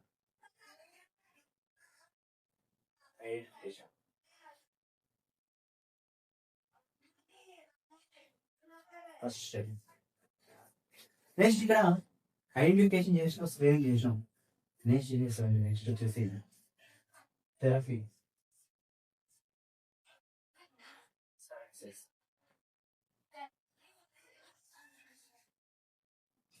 ఫస్ట్ వ్యక్తిలో ఇక్కడ ఏం చేస్తున్నావు అంటే స్క్రీనింగ్ చేయడం అనేది జరుగుతుంది, ఐడెంటిఫికేషన్ చేయడం జరుగుతుంది. ఎక్కడైతే ఐడెంటిఫికేషన్ చేస్తున్నావో, ఎక్కడైతే లోపం ఉంటుందో ఆ లోపానికి అనుగుణంగా థెరపీ సేవలు అందించడం జరుగుతుంది. ఆక్యుపేషన్ థెరపీ కావచ్చు, స్పీచ్ థెరపీ కావచ్చు, బిహేవియర్ థెరపీ కావచ్చు, ఇలాంటి థెరపీలను చికిత్స అందించడం అనేది జరుగుతుంది. నెక్స్ట్ థర్డ్ స్టెప్ ఏం చేస్తామంటే కౌన్సిలింగ్ అందించడం అనేది జరుగుతుంది. స్క్రీనింగ్ చేసిన తర్వాత థెరపీ సేవలు అందించిన తర్వాత వీటితో పాటు ముఖ్యమైనది ఏంటంటే ఇక్కడ కౌన్సిలింగ్ అనేది ముఖ్యమైన అంశంగా చెప్పుకోవచ్చు. అంటే అటు తల్లిదండ్రులకు కావచ్చు, ఇటు పిల్లవానికి కావచ్చు, ఖచ్చితంగా వానికి ఉన్నటువంటి లోపాన్ని తగ్గించడానికి, అక్కడ ఉన్నటువంటి డిజబిలిటీని తీవ్రతను తగ్గించడానికి ఖచ్చితంగా కౌన్సిలింగ్ అనేది ముఖ్యమైన అంశంగా చెప్పుకోవచ్చు. నెక్స్ట్ వచ్చేసి ఇక్కడ స్కూల్లో చెప్పుకోవచ్చు, రెడ్నెస్ గా చెప్పవచ్చు. నెక్స్ట్ ఏం చేస్తావు, వానికి ప్రత్యేక స్కూల్కి పంపించడం, వానికి తీవ్రతను ఏదైతే ఉంటుందో ఆ తీవ్రతకు అనుగుణంగా మనకి ప్రత్యేక విద్యను అందించడం అనేది జరుగుతుంది. యోగా చేపించడం అనేది జరుగుతుంది. నెక్స్ట్ ఎక్సర్సైజ్ చేయడం జరుగుతుంది.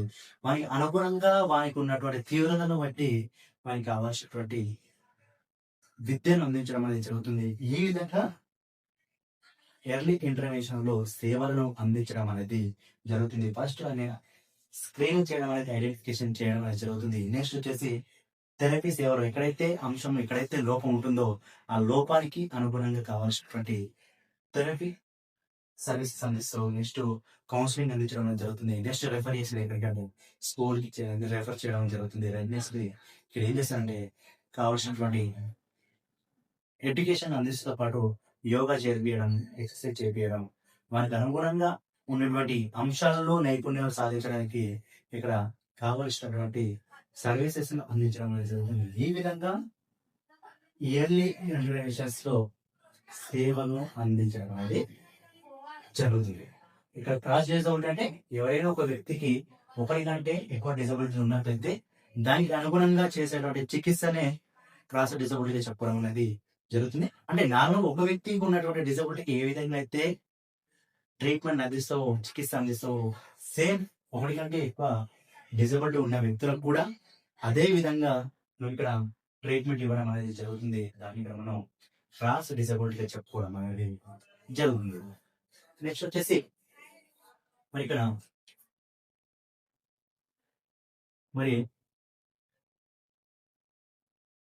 మరి ఈ క్రాస్ డిజబిలిటీ ఎర్లీ ఇంటర్వెన్షన్స్ యొక్క చిన్న గణాంకాలను చూసినట్లయితే 2011 జనాభా లెక్కల ప్రకారం 20 కోట్ల మంది పిల్లలు 0 నుంచి 6 సంవత్సరాల వరకు ఉన్నట్లయితే ఇక్కడ ప్రతి 100 మందిలో ఒక పిల్లవాడు డిజబిలిటీతో బాధపడడం అనేది జరుగుతుంది. మరి ఈ సంఖ్య పెరగడానికి కారణాలు చూసినట్లయితే ఒకటి జనాభా పెద్ద, మరొకటి చూసినట్లయితే రైట్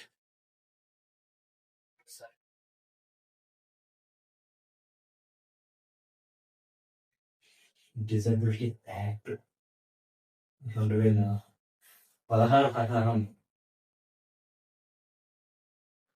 ఏమైందంటే 7 ఉన్నటువంటి సేవల్ని 21కి పెంచడం అనేది జరిగింది. ఈ విధంగా పెంచడం వల్ల అంటే ఇక్కడ ఏమైందంటే right power with disability act ప్రకారం ఫస్ట్ ఎన్ని ఉన్నాయంటే ఆ 7 వైకల్యాలు ఉండడం అనేది జరిగింది. ఆ 7 వైకల్యాలు కాస్త 21గా పెంచడం అనేది జరిగింది. ఈ 21 పెంచడం వల్ల ఫస్ట్ 7 రకాల వైకల్యాలు ఉన్నటువంటి వికలాంగులనే డిజబిలిటీ వ్యక్తులు గుర్తించడం అనేది జరిగింది. అది కాస్త 21 పెరిగేసరికి ఏమైంది, ఇంకా సంఖ్య పెరిగిపోవడం అనేది జరిగింది. ఈ విధంగా డిజబిలిటీ పెరగడానికి అవకాశం అనేది, ముఖ్యంగా గణాంకాలు పెరగడానికి అవకాశం అనేది ఏర్పడడం అనేది జరిగింది. ఇదంతా కూడా 4.2 organising cross disability early intervention సేవలు చెప్పడం అనేది జరుగుతుంది. నెక్స్ట్ వచ్చేసి third topic screening and assessment. Screening మరియు మూల్యాంకనం. నెక్స్ట్ వచ్చేసి 4.3 స్క్రీనింగ్ అండ్ అసెస్మెంట్. స్క్రీనింగ్ మరియు మూల్యాంకనం. మరి ఇక్కడ స్క్రీనింగ్ మరియు మూల్యాంకనం అంటే ఏంటి చూసుకున్నట్లయితే, స్క్రీనింగ్ అంటే ఈ స్క్రీనింగ్ అనేది ప్రారంభ దశలోనే చేయడం అనేది జరుగుతుంది. ఈ ప్రారంభ దశలోనే పిల్లవాడి యొక్క అభివృద్ధి లోపాలు ఏ విధంగా ఉన్నాయి, ఏ స్థాయిలో ఉన్నాయి, అది వ్యాధి పరంగా కావచ్చు లేదా అభివృద్ధి పరంగా కావచ్చు. ఎవరైనా ఒక వ్యక్తిని తీసుకున్నట్లయితే ఆ వ్యక్తికి వ్యాధి పరంగా చూసుకున్నట్లయితే ఆ వ్యాధి అనేది ఉన్నదా లేదా, అభివృద్ధి లోపాల పరంగా చూసుకున్నట్లయితే ఉన్నదా లేదా అని తెలియజేసేటువంటి అంశాన్ని ఇక్కడ మనం స్క్రీనింగ్ గా చెప్పడం అనేది జరుగుతుంది. ఇక్కడ ఏదైనా ఒక సమస్య లేదా వ్యాధి లేదా అభివృద్ధి లోపం ఉండే అవకాశం ఉన్నదా లేదా అని ప్రారంభ దశలోనే గుర్తించేటువంటి పరీక్షనే స్క్రీనింగ్ గా చెప్పుకోవడం అనేది జరుగుతుంది. ఫర్ ఎగ్జాంపుల్ ఒక 50 మంది పిల్లలు తీసుకున్నట్లయితే మనం ఏం చేస్తాం, అందులో ఎవడు ప్రతిభావంతుడు, ఎవడు క్లెవర్ స్టూడెంట్ అని నిర్ణయించడానికి మనం ఏం చేస్తాం, చిన్న స్క్రీనింగ్ టెస్ట్ పెట్టడం జరుగుతుంది. ఆ స్క్రీనింగ్ టెస్ట్ ఏం చేస్తాం, మీకు 5వ 10వ క్వశ్చన్ ఇచ్చేసి మనం రాయడం అనేది జరుగుతుంది. అలా ఎవరైతే ఎక్కువ మార్కులు వస్తాయో వాడే మొదటి వ్యక్తిగా గుర్తించడం అనేది జరుగుతుంది. ఎక్కువ మార్కులు వచ్చినటువంటి వ్యక్తిని మనం ప్రతిభావంత వ్యక్తిగా గుర్తించడం అనేది జరుగుతుంది. మరి ఇక్కడ కూడా స్క్రీనింగ్ అంటే పిల్లవాళ్ళలో డిజబిలిటీ అనేది ఉన్నదా లేదా, లేదా వారి యొక్క అభివృద్ధి లోపం అనేది స్థాయి అనేది ఉన్నదా లేదా అంశాన్ని ప్రారంభ దశలోనే గుర్తించేటువంటి దాన్ని ఇక్కడ పరీక్షని ఇక్కడ మనం స్క్రీనింగ్ గా చెప్పుకోవడం అనేది జరుగుతుంది. అంటే పిల్లవాడిలో ఉన్నటువంటి 5 రంగాలలో అది శారీరక పరంగా కావచ్చు, లేదా మానసిక పరంగా కావచ్చు, లేదా భాష అభివృద్ధి పరంగా కావచ్చు, లేదా భావోద్వేగ అంశాలలో కావచ్చు, లేదా అనుకూల నైపుణ్యాలు కావచ్చు. ఈ అంశాలలో ఏమైనా సమస్య ఉందా అని చెప్పేసి ప్రారంభ దశలో గుర్తించేటువంటి విధానాన్ని ఇక్కడ మనం స్క్రీనింగ్ గా చెప్పడం అనేది జరుగుతుంది. ఇది ముందస్తు పరీక్షగా చెప్పడం అనేది జరుగుతుంది. ఈ స్క్రీనింగ్ పరీక్ష చేసిన తర్వాత ఏం చేస్తాం, ఆటోమేటిక్గా రెఫరల్ చేయడం అనేది జరుగుతుంది. రైట్, స్క్రీనింగ్ పరీక్షలో ఏదైనా ఒక దాన్ని ఐడెంటిఫై చేసి గుర్తించడం, ఈ గుర్తించిన తర్వాత దానికి అనుగుణంగా రెఫరల్ చేయడం అనేది జరుగుతుంది. నెక్స్ట్ విభాగానికి పంపించడం అనేది జరుగుతుంది. ఆ విధంగా పంపించడానికి మనం రెఫరల్ గా చెప్పుకోవడం అనేది జరుగుతుంది. వ్యక్తికి మరింత నిపుణుల సహాయం అవసరం కాబట్టి స్క్రీనింగ్ లో మనకి ఏదో ఒక లోపాన్ని గుర్తించడం, ఆ లోపాన్ని తగ్గించడానికి కావాల్సినటువంటి చికిత్సను అందించడానికి కావాల్సినటువంటి సరైన నిపుణుల దగ్గరికి పంపించే విధానాన్ని ఇక్కడ మనం రెఫరల్ గా చెప్పుకోవడం అనేది జరుగుతుంది.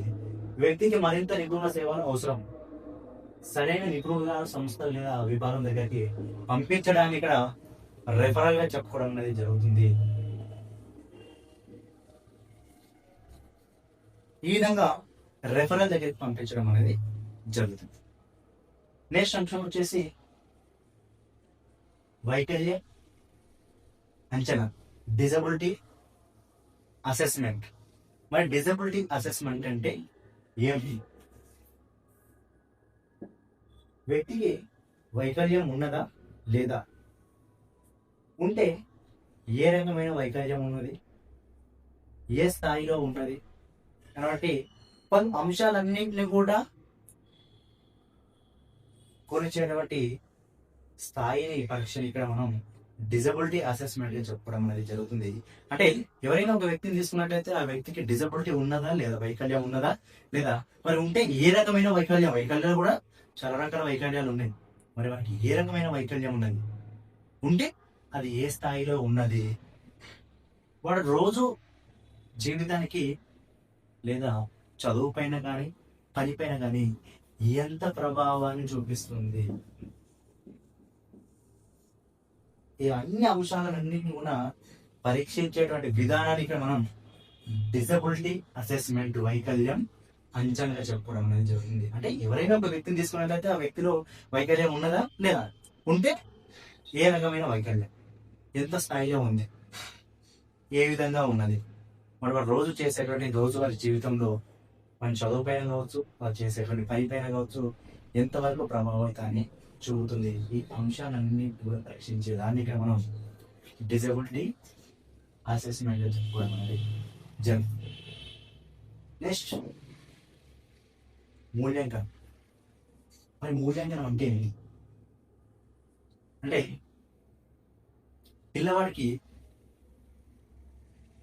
ఉన్నటువంటి నైపుణ్యాలు అభివృద్ధి ఏ స్థాయి వరకు ఉన్నది, ఏ లెవెల్ వరకు ఉన్నది తెలుసుకోవడానికి చేసేటువంటి పరీక్షనే మూల్యాంకనంగా చెప్పుకోవడం అనేది జరుగుతుంది. అంటే వారి యొక్క స్థాయి అనేది ఎక్కడ ఉన్నది, ఏ స్థాయిలో ఉన్నది అనేటువంటి పరీక్షించేటువంటి అంశాన్ని ఇక్కడ మనం మూల్యాంకనం చెప్పుకోవచ్చు. అంటే నైపుణ్యాలు ఎంతవరకు ఉన్నాయి, లక్ష్యాన్ని చేరాడా లేదా, ఫలితం అనేది ఏ విధంగా ఉంది, ఈ అంశాలన్నింటినీ నిర్ణయించేటువంటి విధానాన్ని నిర్ణయించేటువంటి పరీక్షని ఇక్కడ మనం మూల్యాంకనంగా చెప్పుకోవడం అనేది జరుగుతుంది. అంటే ఎవరైనా ఒక వ్యక్తిని తీసుకున్నట్లయితే వారి యొక్క నైపుణ్యాలు ఏ స్థాయిలో ఉన్నాయి, ఫలితం అనేది ఏ విధంగా ఉన్నది, ఈ అంశాలన్నింటినీ కూడా కేంద్రీకృతం చేసేటువంటి విధానాన్ని నిర్ణయించేటువంటి అంశాన్ని ఇక్కడ మనం మూల్యాంకనంలో చెప్పుకోవడం అనేది జరుగుతుంది. మరి ఈ మూల్యాంకనంలో కూడా చాలా రకాలైనటువంటి మూల్యాంకనం ఉండడం అనేది జరుగుతుంది, ఎవల్యూషన్ అనేది ఉండడం జరుగుతుంది. ఏ మూల్యాంకనంలో ఏ విధంగా పిల్లవాడిని నువ్వు పరీక్షించడం అనేది జరుగుతుంది. ఎలాంటి మూల్యాంకనం అంటే ముఖ్యంగా ఈ మూల్యాంకనం పైనే ఆధారపడి ఉండడం జరుగుతుంది. ఈ మూల్యాంకనంలో ఫలితం అనేది ఏ విధంగా అయితే ఉంటుందో, రిజల్ట్ అనేది ఏ విధంగా అయితే ఉంటుందో ఆ రిజల్ట్ అనుగుణంగా నువ్వు దానికి సంబంధించినటువంటి మూల్యాంకనం చేయడం అనేది జరుగుతుంది. ఆ మూల్యాంకనంలో వారి యొక్క లక్ష్యాలను చేర్చడానికి అవకాశం అనేది ఉంటుంది. మరి ఆ మూల్యాంకనం యొక్క రకాలు ఏ విధంగా ఉన్నాయో చూద్దాం. ఇక్కడ వచ్చేసి మరి మూల్యాంకనం యొక్క రకాలు ఏంటి చూసుకున్నట్లయితే, విద్యార్థి యొక్క ప్రతిభను అంచనా వేయడానికి, వాళ్ళలో ఉన్నటువంటి సామర్థ్యాన్ని వెలికి తీయడానికి మూల్యాంకనం అనేది మనం ఉపయోగించడం అనేది జరుగుతుంది. మరి ఆ మూల్యాంకనంలో వచ్చేసి మరి ఏ విధంగా ఉన్నాయి చూసినట్లయితే, ఫస్ట్ వన్ వచ్చేసి హై స్టేక్ అసెస్మెంట్. మరి ఈ హై స్టేక్ అసెస్మెంట్స్ అనేది ఏంటిది, మరి ఈ హై స్టేక్ అసెస్మెంట్ అనేది ఏ సందర్భంలో ఉపయోగిస్తారంటే, ఇది విద్యార్థి యొక్క జీవితాన్ని నిర్ణయించేటువంటి ముఖ్యమైన పరీక్షలు చెప్పడం అనేది జరుగుతుంది. అంటే ఒక బాధ్యతాయుతమైన పరీక్షలు అని చెప్పుకోవడం అనేది జరుగుతుంది. ఇక్కడ వచ్చేసి బాధ్యత నిర్ధారణ కోసం ప్రామాణీకరించిన పరీక్షలుగా చెప్పుకోవడం అనేది జరుగుతుంది. విద్యార్థి యొక్క వ్యక్తి యొక్క భవిష్యత్తుని అంచనా వేసేటువంటి కీలకమైన పరీక్షలుగా చెప్పుకోవడం అనేది ఈ హై స్టేక్ అసెస్మెంట్ గా చెప్పుకోవడం అనేది జరుగుతుంది. సింపుల్ గా చెప్పాలంటే, నువ్వు బ్యాంక్ జాబ్ కానీ, సివిల్ సర్వీసెస్ పరీక్షలు కానీ, ఉద్యోగ రీత్యా చూసుకుంటే ఈ పరీక్షలు చెప్పుకోవచ్చు, లేదా పోలీస్ రిక్రూట్మెంట్ బోర్డు చెప్పుకోవచ్చు, నిర్వహించే పరీక్షలు చెప్పుకోవచ్చు, లేదా ప్రవేశం కోసం నిర్వహించేటువంటి పరీక్షలు చూస్తున్నట్లయితే, ఫర్ ఎగ్జాంపుల్ మెడికల్ సీట్ల కోసం నీట్ పరీక్షలు నిర్వహించడం అనేది జరుగుతుంది. అదే ఇంజనీరింగ్ సంబంధించిన అయితే జేఈ పరీక్షలు నిర్వహించడం అనేది జరుగుతుంది.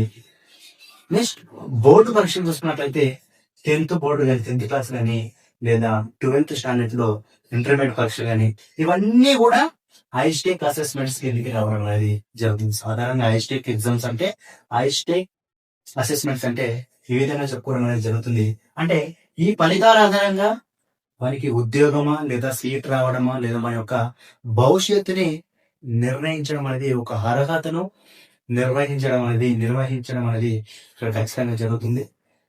అందుకే ఇవి కీలకమైన పరీక్షలు చెప్పుకోవడం అనేది జరుగుతుంది. ఈ వచ్చేటువంటి ఫలితాలను బట్టి అక్కడ ఆ వ్యక్తి యొక్క అంశం అనేది ఆధారపడి ఉండడం జరుగుతుంది. మరి ఇక్కడ వచ్చేసి డిజబుల్డ్ వ్యక్తులలో మరి హైస్టేక్ ఎగ్జామ్స్ అనేది హైస్టేక్ పరీక్షలు అనేది ఏ విధంగా తన యొక్క పాత్రను పోషిస్తుందంటే ఆ పాఠశాలలో విద్యార్థికి ఆ ఉపాధ్యాయుడు సరైన విద్యా బోధనను అందిస్తున్నా లేదా లేదా ఆ విద్యార్థి యొక్క విద్యా బోధన అనేది నిర్వహణ పనితీరు అనేది ఏ విధంగా ఉన్నది అనే అంశాన్ని తెలుసుకోవడానికి ఇక్కడ హైస్టేక్ ఎగ్జామ్స్ అనేది పరీక్ష అనేది ఉపయోగపడడం అనేది జరుగుతుంది. అంటే ముఖ్యంగా చెప్పుకోవాలంటే అక్కడ ఒక ఉపాధ్యాయుల యొక్క పనితీరును పరిశీలించేటువంటి ఒక పరీక్షగా చెప్పుకోవడం అనేది జరుగుతుంది. అక్కడ జరుగుతున్నటువంటి పరిశీలన అనేది ఏ విధంగా ఉంది అంటూ ఉపాధ్యాయునికి విద్యార్థులకి ఇద్దరి మధ్యలో సత్సంబంధాన్ని అంటే విద్యార్థి సరైన అనుకూలంగా బోధిస్తున్నాడా లేదా ఉపాధ్యాయుడు బోధించకపోతే ఎలాంటి అంశాలను పరిగణనలోకి తీసుకోవాలి అనేటువంటి కీలకమైన అంశాన్ని నిర్ణయించేటువంటి పరీక్షలు ఇక్కడ హైస్టేక్ అసెస్మెంట్ చెప్పుకోవడం అనేది జరుగుతుంది. మరి ఇక్కడ వచ్చేటువంటి ఫలితాల ఆధారంగానే మరి ఇక్కడ శిక్షణ విధించడం లేదా ప్రశంసలు విధించడం అనేది జరుగుతుంది. అంటే మంచి ఫలితాన్ని ఇస్తే గుడ్ రిజల్ట్ ఇచ్చినట్లయితే అక్కడ అతనికి బహుమతులు అందించడం కానీ లేదా పదోన్నతులు పొందడం కానీ లేదా నెక్స్ట్ లెవెల్ కి ప్రమోట్ చేయడం అనేది ఈ విధంగా జరుగుతుంది. మరి అనుకూల ఫలితాలు రానట్లయితే అక్కడ ఏమవుతుందంటే శిక్షించడం లేదా తన పదోన్నతిని తగ్గించడం లేదా జరిమానా విధించడం ఇలాంటి అంశాలన్నీ కూడా ఈ హైస్టేక్ ఎగ్జామ్ లో అసెస్మెంట్ లో చోటు చేసుకోవడం అనేది జరుగుతుంది. ఇవి హైస్టేక్ ఎగ్జామ్స్ అనేది సింపుల్ గా చెప్పాలంటే వ్యక్తి యొక్క భవిష్యత్తును నిర్ణయించేటువంటి ఒక ముఖ్యమైన పరీక్షగా చెప్పుకోవడం అనేది జరుగుతుంది. ఇందులో వచ్చేసి నెక్స్ట్ వచ్చేసి ఫ్రీ అసెస్మెంట్స్ అంటే ఏంటి? ఫ్రీ అసెస్మెంట్స్ అంటే విద్యార్థి తరగతి గదిలో ఉండగానే వానికి ఏదైనా పాఠాన్ని బోధించేటువంటి క్రమంలో దానికి సంబంధించిన అంశం అతనికి ఎంతవరకు అవగాహన ఉన్నది అని తెలుసుకోవడానికి ఉపాధ్యాయుడు నిర్వహించేటువంటి పరీక్షలని ఇక్కడ మనం ఫ్రీ అసెస్మెంట్ పరీక్షలు చెప్పుకోవడం అనేది జరుగుతుంది. విద్యార్థులకు పాఠం యూనిట్ కోర్స్ ప్రారంభించే ముందు నిర్వహించే పరీక్షలే ఫ్రీ అసెస్మెంట్స్ అని చెప్పుకోవడం అనేది జరుగుతుంది. ఫర్ ఎగ్జాంపుల్ నువ్వే క్లాస్కి వెళ్ళి విద్యార్థికి పాఠం చెప్పాలనుకుంటున్నావు. ఫర్ ఎగ్జాంపుల్ సైన్స్ కి సంబంధించినటువంటి పాఠం చెప్పాలనుకుంటున్నావు. చెప్పే ముందు నువ్వు ఏం చేస్తున్నావు? ఎలక్ట్రిసిటీ సంబంధించినటువంటి విద్యుత్ సంబంధించిన పాఠం చెప్తున్నావు.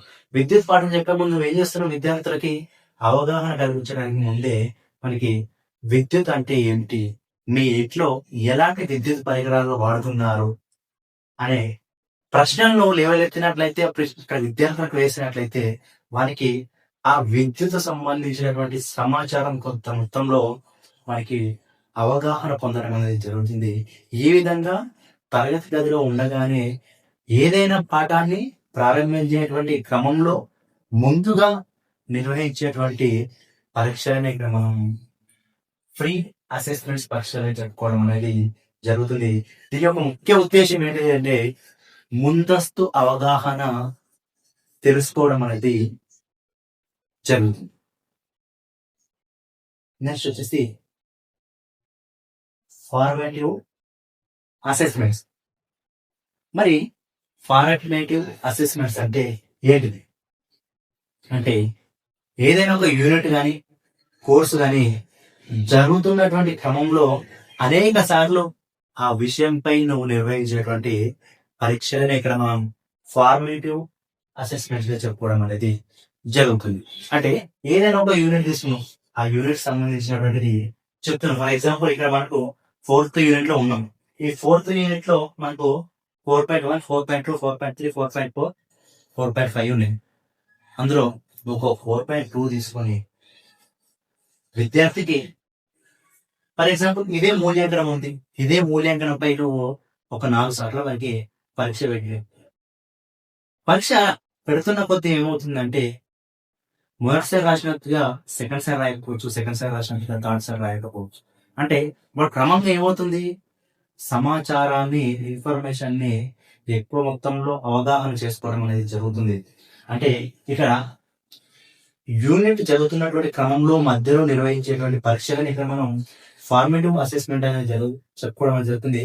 దీనివల్ల ఏమవుతుంది అంటే ఆ విషయాన్ని విద్యార్థి నేర్చుకున్నాడా లేదా, ఇదే మూల్యాంకనం సంబంధించి నువ్వు విద్యార్థుల పరీక్ష పెట్టినట్లయితే వాడు ఎంతవరకు నేర్చుకున్నాడు, అసలు నేర్చుకున్నాడా లేదా అని పరీక్షించడానికి పెట్టేటువంటి పరీక్షలని ఇక్కడ మనం ఫార్మేటివ్ అసెస్మెంట్ అని చెప్పుకోవడం అనేది జరుగుతుంది. ముఖ్యంగా ఇది నిరంతర మూల్యాంకనం, అంటే నిరంతరం కొనసాగుతుంది. అంటే నువ్వు పాఠం చెప్తున్న కొద్దీ నిరంతరం కొనసాగించడం అనేది జరుగుతుంది. ఫార్మేటివ్ అసెస్మెంట్ తర్వాత నెక్స్ట్ వచ్చేసి సమ్మేటివ్ అసెస్మెంట్. మరి ఇక్కడ సమ్మేటివ్ అసెస్మెంట్ అంటే ఒక నిర్దిష్ట కాలం తర్వాతకి నిర్వహించేటువంటి మూల్యాంకనాన్ని ఇక్కడ మనం సమ్మేటివ్ అసెస్మెంట్ గా చెప్పుకోవడం అనేది జరుగుతుంది. అంటే ఇక్కడ ఏంటంటే యూనిట్ కానీ లేదా కోర్సు కానీ లేదా సెమిస్టర్ లేదా విద్యా సంవత్సరం చివర నిర్వహించేటువంటి పరీక్షలనే లేదా మూల్యాంకనాన్నే ఇక్కడ సమ్మేటివ్ అసెస్మెంట్ గా చెప్పుకోవడం అనేది జరుగుతుంది.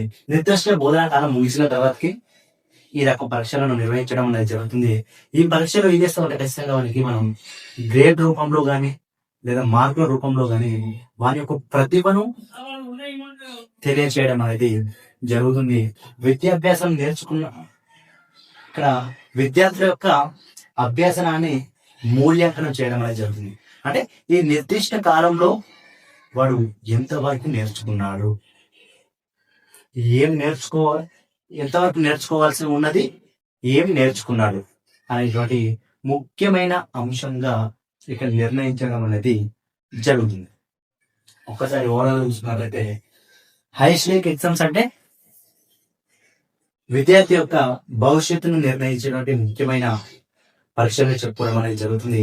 ఈ పరీక్షల ద్వారా మనకి ఏదైనా సీట్ సాధించాలన్నా లేదా ఏదైనా ఉద్యోగం సాధించాలన్నా లేదా ఒక విద్యా అర్హతను లేదా ఒక పట్టాను సాధించాలంటే ఈ రకమైనటువంటి పరీక్షలను నిర్వహించడం అనేది జరుగుతుంది. ఈ పరీక్షలన్నీ కూడా హై స్టేక్ అసెస్మెంట్ చెప్పుకోవడం అనేది జరుగుతుంది. ఫ్రీ అసెస్మెంట్ అంటే నువ్వు ఏదైనా పాఠం చెప్పేటువంటి క్రమంలో దాని గురించి విద్యార్థికి మరింత అవగాహన పొందవలసి ఉంటుంది. కాబట్టి దాని గురించి అవగాహన పొందపరిచే ఉద్దేశంతో ఆ పాఠం లేదా ఆ యూనిట్ ప్రారంభించేటువంటి ముందే ఆ అంశానికి సంబంధించినటువంటి పరీక్షనే ఇక్కడ మనం ఫ్రీ అసెస్మెంట్ గా చెప్పుకోవడం అనేది జరుగుతుంది. నెక్స్ట్ ఫార్మేటివ్ అసెస్మెంట్ అంటే యూనిట్ కానీ పాఠం కానీ జరుగుతున్నటువంటి మధ్యలో ఫర్ ఎగ్జాంపుల్ ఒక ఉపాధ్యాయుడు ఒక అంశాన్ని బోధించను, ఆ అంశం విద్యార్థులకు ఎంతవరకు అవగాహన అయ్యింది, వాడు ఎంతవరకు నేర్చుకున్నాడు అని చెప్పేసి బోధన క్రమంలో నిరంతరం నిర్వహించేటువంటి పరీక్షలన్నీ కూడా ఫార్మేటివ్ అసెస్మెంట్ కిందకి రావడం జరుగుతుంది. నెక్స్ట్ సమ్మేటివ్ అసెస్మెంట్ అంటే నిర్దిష్ట కాలంలో నిర్వహించేటువంటి పరీక్షలుగా చెప్పుకోవడం అనేది జరుగుతుంది. అది పాఠం పూర్తయిన తర్వాత కావచ్చు, లేదా ఒక యూనిట్ పూర్తయిన తర్వాత కావచ్చు, లేదా సెమిస్టర్ అయిపోయిన తర్వాత కావచ్చు, లేదా ఒక నిర్దిష్ట అకాడమిక్ ఇయర్ ముగిసిన తర్వాతకి మరి విద్యార్థి ఎంతవరకు నేర్చుకున్నాడు, మన యొక్క ప్రతిభ అనేది ఏ విధంగా ఉంది అని చెప్పేసి పరీక్షించడం జరుగుతుంది. అయితే పరీక్షించిన తర్వాతకి మనకి మార్కుల రూపంలో కానీ గ్రేడ్ల రూపంలో కానీ వారి యొక్క మూల్యాంకనం రిజల్ట్ అనేది తెలియజేయడం అనేది జరుగుతుంది. ఇది సమ్మేటివ్ అసెస్మెంట్ గా చెప్పుకోవడం అనేది జరుగుతుంది. నెక్స్ట్ వచ్చేసి ఇంటర్మ్ అసెస్మెంట్. ఇంటర్మ్ అసెస్మెంట్ అంటే ఏంటిది చూసినట్లయితే విద్యార్థుల యొక్క మన యొక్క అభ్యసన పురోగతి అనేది ఏ స్థాయిలో ఉన్నది అని తెలుసుకోవడం కోసం నిర్ణయించేటువంటి పరీక్షలను ఇక్కడ మనం ఇంటర్మ్ అసెస్మెంట్గా చెప్పుకోవడం అనేది జరుగుతుంది. అంటే విద్యార్థి యొక్క వాడు ఎంతవరకు నేర్చుకున్నాడు, ఏ స్టేజ్లో ఉన్నాడు అనేటువంటి అంశాన్ని కొలవడానికి ప్రామాణికంగా చేసేటువంటి పరీక్షగా చెప్పుకోవడం అనేది జరుగుతుంది. ఇది ఒక నిర్దిష్ట కాలంలో 6 లేదా 8 వారాలకు ఒకసారి ఈ పరీక్షలను నిర్వహించడం అనేది జరుగుతుంది. అయితే ఫార్మేటివ్ అసెస్మెంట్ లాగా కాకుండా, అంటే ఫార్మేటివ్ అసెస్మెంట్లో బోధన జరుగుతున్న క్రమంలో పరీక్షలు అనేది నిర్వహించడం అనేది జరుగుతుంది. కానీ ఇది బోధనతో సంబంధం లేకుండా ప్రత్యేకంగా నిర్వహించడం అనేది జరుగుతుంది. ఆ విధంగా మూల్యాంకనం చేసేటువంటి క్రమాన్ని మనం ఇక్కడ ఇంటర్మ్ అసెస్మెంట్గా చెప్పుకోవడం అనేది జరుగుతుంది. మరి ఈ ఇంటర్మ్ అసెస్మెంట్ అనేది భవిష్యత్తులో వారు జరిగేటువంటి ముఖ్యమైన పరీక్షలకు సిద్ధంగా ఉండే విధంగా చేయడం అనేది జరుగుతుంది. అంటే వారు జరగబోయేటువంటి పరీక్షలకు ప్రిపరేషన్ చేయడం అనేది జరుగుతుంది. ఇప్పటి నుంచే ప్రిపరేషన్ చేయడం అనేది జరుగుతుంది. ఆ విధంగా చేసేటువంటి పరీక్షలను ఇక్కడ మనం ఇంటర్మ్ అసెస్మెంట్గా చెప్పుకోవడం అనేది జరుగుతుంది. నెక్స్ట్ వచ్చేసి ప్లేస్మెంట్ అసెస్మెంట్. ఇక్కడ ప్లేస్మెంట్ అసెస్మెంట్ అంటే సింపుల్ చెప్పాలంటే విద్యార్థి యొక్క స్థానం ఎక్కడ ఉంది, ఆ స్థానానికి తగ్గట్టుగా వానికి అవకాశాన్ని చూపించేటువంటి విధానాన్ని ఇక్కడ మనం ప్లేస్మెంట్ అసెస్మెంట్గా చెప్పుకోవడం జరుగుతుంది. విద్యార్థి యొక్క సామర్థ్యం, అవసరాలు, నైపుణ్యాలకు సరిపోయే స్థానాన్ని ఎక్కడ ఉంటుందో నిర్ణయించేటువంటి దాన్నే ఇక్కడ మనం ప్లేస్మెంట్ అసెస్మెంట్గా చెప్పుకోవడం జరుగుతుంది. అంటే ఇక్కడ విద్యార్థికి వాని సామర్థ్యం ఎంతవరకు ఉంది, వాని యొక్క అవసరాలు, నైపుణ్యాలు, అంటే వాని యొక్క నైపుణ్యం అనేది ఎక్కడ వరకు ఉన్నది, ఆ నైపుణ్యం సామర్థ్యానికి సరిపోయేటువంటి విధంగా, అంటే వాడు మోసేటువంటి బరువుకి అనుగుణంగా, మన యొక్క తెలివికి, వాని నైపుణ్యాలకు అనుగుణంగా వానికి అవకాశాన్ని చూపించడం అనేది జరుగుతుంది. ఫర్ ఎగ్జాంపుల్ ఇంటర్మీడియట్ విద్యార్థులను చూసుకున్నట్లయితే మ్యాథమెటిక్స్ ఎక్కువ వచ్చినప్పుడు వాడు ఎంపీసీ వైపు వెళ్ళిపోవడం జరుగుతుంది. కొద్దిగా సైన్స్ ఇంట్రెస్ట్ ఉంటే వాడు బైపీసీకి వెళ్ళిపోవడం జరుగుతుంది. లేదా ఆర్ట్స్ సంబంధించి మనకి చూసినట్లయితే వాడు సిఈసో ఎంపీసీ తీసుకోవడం జరుగుతుంది. మరి ఇక్కడ కూడా ఎగ్జాంపుల్ తీసుకున్నట్లయితే వారి సామర్థ్యం అంటే వాడు గెలిచిపోతుంది. వారి సామర్థ్యానికి తగినటువంటి విధంగా అవకాశాన్ని నిర్ణయించేటువంటి దాన్ని ఇక్కడ మనం ప్లేస్మెంట్ అసెస్మెంట్గా చెప్పుకోవడం అనేది జరుగుతుంది. సరైన స్థానం కోసం చేసేటువంటి మూల్యాంకనం, అంటే వారి స్థాయి అనేది ఏ విధంగా ఉంది, ఆ స్థాయికి తగ్గట్టుగా మనకి అవకాశాన్ని చూపించడాన్ని ఇక్కడ మనం ప్లేస్మెంట్ అసెస్మెంట్గా చెప్పడం జరుగుతుంది. అక్కడ ఎక్కడ వస్తే, ఏ స్థానంలో వస్తే మన యొక్క అభివృద్ధి అనేది క్రమంగా మెరుగుపడుతుంది అనేటువంటి కీలకంగా నిర్ణయించేటువంటి ఘట్టాన్ని ఇక్కడ మనం ప్లేస్మెంట్ అసెస్మెంట్గా చెప్పుకోవడం అనేది జరుగుతుంది. సో ఇవి ఓవరాల్గా మనకు మూల్యాంకనంలో ఉన్నటువంటి అసెస్మెంట్లు చెప్పుకోవడం అనేది జరుగుతుంది. ఓవరాల్ ఒకసారి అసెస్మెంట్ చూసుకున్నట్లయితే ఫ్రీ అసెస్మెంట్ అంటే ఏమిటి అంటే విద్యార్థులకు ముందస్తు జ్ఞానాన్ని తెలుసుకోవడానికి ఉపయోగించేటువంటి పరీక్షలనే ఫ్రీ అసెస్మెంట్గా చెప్పుకోవడం అనేది జరుగుతుంది. అంటే నువ్వు పాఠాన్ని బోధించేటువంటి ముందే దానికి సంబంధించినటువంటి జ్ఞానాన్ని వారికి పెంపొందించడం కోసం లేదా అవగాహన అందించడం కోసం చేసేటువంటి దాన్ని ఇక్కడ మనం ఫ్రీ అసెస్మెంట్గా చెప్పుకోవడం అనేది జరుగుతుంది. నెక్స్ట్ వచ్చేసి ఫార్మేటివ్ అసెస్మెంట్. మరి ఇక్కడ ఫార్మేటివ్ అసెస్మెంట్ అంటే బోధన జరుగుతున్నటువంటి క్రమంలో నిర్వహించేటువంటి పరీక్షలని ఇక్కడ మనం ఫ్రీ అసెస్మెంట్ పరీక్షలుగా చెప్పుకోవడం అనేది జరుగుతుంది. నెక్స్ట్ వచ్చేసి ఇంటర్మ్ అసెస్మెంట్ అంటే నిర్దిష్ట కాలంలో విద్యార్థి సరైన దారిలో ఉన్నాడా లేదా, అంటే ఒక నిర్దిష్ట కాలంలో బోధన జరుగుతున్నటువంటి క్రమంలో వాడు సరైన విధంగా మరి విద్యా బోధన అనేది ఉన్నదా లేదా అని నిర్ణయించేటువంటి పరీక్షలను మనం ఇక్కడ ఇంటర్మ్ అసెస్మెంట్గా చెప్పుకోవడం అనేది జరుగుతుంది. నిర్దిష్ట కాలంలో విద్యార్థి సరైన దారిలో ఉన్నాడా లేదా అని తెలుసుకునేందుకు ఉపయోగపడే పరీక్షలు ఇక్కడ మనం ఇంటర్మ్ అసెస్మెంట్ అని చెప్పుకోవడం అనేది జరుగుతుంది. నెక్స్ట్ వచ్చేసి సమ్మేటివ్ అసెస్మెంట్ అంటే విద్యా బోధన ముగిసిన తర్వాతకి నిర్దిష్ట కాలంలో నిర్వహించేటువంటి పరీక్షలను ఇక్కడ మనం సమ్మేటివ్ అసెస్మెంట్గా చెప్పుకోవడం అనేది జరుగుతుంది.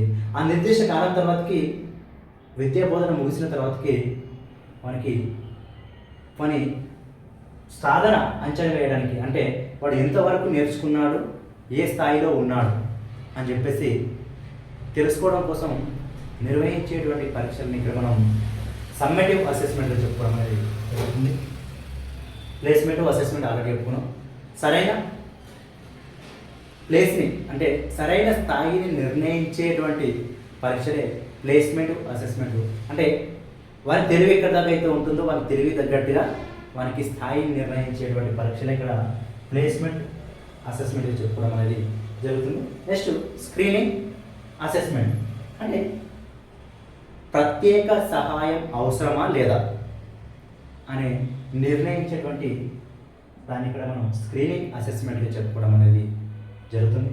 నెక్స్ట్ హై స్టేక్ అసెస్మెంట్ అంటే కీలక నిర్ణయాలు తీసుకోవడం కానీ భద్రతాపరమైన నిర్ధారణ కోసం చేసేటువంటి పరీక్షలు చెప్పుకోవడం. ఆల్రెడీ ఉద్యోగం కోసం అయితే పోలీస్ రిక్రూట్మెంట్ జాబ్లు కావచ్చు, లేదా బ్యాంక్ జాబ్స్ కావచ్చు, లేదా యూపీఎస్సీ సివిల్ సర్వీస్ ఎగ్జామ్స్ కావచ్చు, లేదా ప్రవేశ పరీక్ష కోసం అయితే ఫర్ ఎగ్జాంపుల్ మెడికల్ సంబంధించి అయితే నీట్ ఎగ్జామ్స్ కావచ్చు, అగ్రికల్చర్ అయితే జేఈ కావచ్చు, ఇలాంటి పరీక్షలు.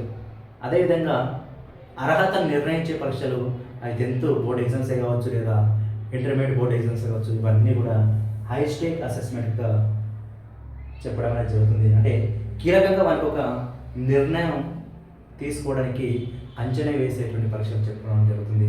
అంటే ఒక పట్టా ఇవ్వడం కానీ, ఒక అర్హతను సాధించడం కానీ, ముఖ్యమైన ఘట్టం అనేది లేదా ఉద్యోగం పొందడం కానీ, ఇలాంటి అంశాలన్నీ కూడా ఇక్కడ హై స్టేక్ అసెస్మెంట్లో నిర్వహించడం అనేది జరుగుతుంది. ఓవరాల్గా ఇది మనకు ఉన్నటువంటి అసెస్మెంట్లు. నెక్స్ట్ జనరల్గా రిలేటెడ్గా ఇంకా 2-3 టాపిక్స్ ఉండడం అనేది జరుగుతుంది. అదంతా జనరల్గా ఉండడం అనేది జరుగుతుంది. మళ్ళీ ఇందులో కూడా చూసుకున్నట్లయితే స్టాండర్డ్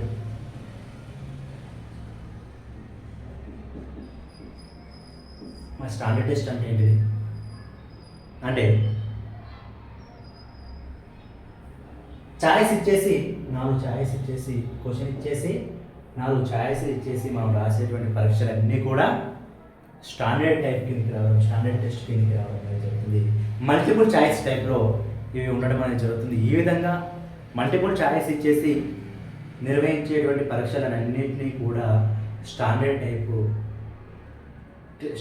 టెస్ట్ కిందకి చెప్పుకోవడం అనేది జరుగుతుంది. ఇందులో అచీవ్మెంట్ టెస్ట్ ఉంటాయి, ఇంకా డిఫరెంట్ టెస్ట్లు ఉంటాయి. అవన్నీ కూడా జనరల్గా మనకు నిత్య జీవితంలో ఉపయోగపడేటివే. మనం వాటన్నిటిని కూడా ఫేస్ చేస్తూ ఉండడం అనేది జరుగుతుంది. Next CBT. ఒకప్పుడు ఓఎంఆర్ విధానంలో పరీక్షలు నిర్వహించడం అనేది జరిగింది. మార్పులు వస్తున్న క్రమంలో ప్రస్తుతం కంప్యూటర్ బేస్డ్ టెస్ట్, కంప్యూటర్ ఆధారితంగా పరీక్షలు నిర్వహించడం అనేది జరుగుతుంది. అది ఏ ఎగ్జామ్స్ అయినా బ్యాంక్ కానీ, లేదా గ్రూప్స్ కానీ, లేదా ఇతర ఎగ్జామ్స్ అన్నీ కూడా కంప్యూటర్ బేస్డ్ విధంగా నిర్వహించడం జరుగుతుంది. ఇవన్నీ కూడా మూల్యాంకనంలో ఒక పార్ట్గా చెప్పుకోవడం అనేది జరుగుతుంది. ఈ ఓవరాల్ ఇదంతా కూడా 4.3 మనకు స్క్రీనింగ్ మరియు అసెస్మెంట్ కిందకి చెప్పుకోవడం అనేది జరుగుతుంది. స్క్రీనింగ్ మరియు మూల్యాంకనం కిందకి చెప్పుకోవడం అనేది జరుగుతుంది. నెక్స్ట్ వచ్చేసి మనకు 4th టాపిక్లు వచ్చేసి REP right power with disability 2016, national education policy 2020 ప్రకారం ఇయర్లీ ఇంటర్వెన్షన్లో మరి తల్లిదండ్రుల పాత్ర కానీ, సమాజంలో పాత్ర కానీ, లేదా కుటుంబం పాత్ర కానీ ఏ విధంగా ఉందని చెప్పేసి మనకు జనరల్ ఇన్ఫర్మేషన్ 4th టాపిక్లో ఇవ్వడం అనేది జరిగింది. మరి అది ఏంటిది అనేది చూద్దాం.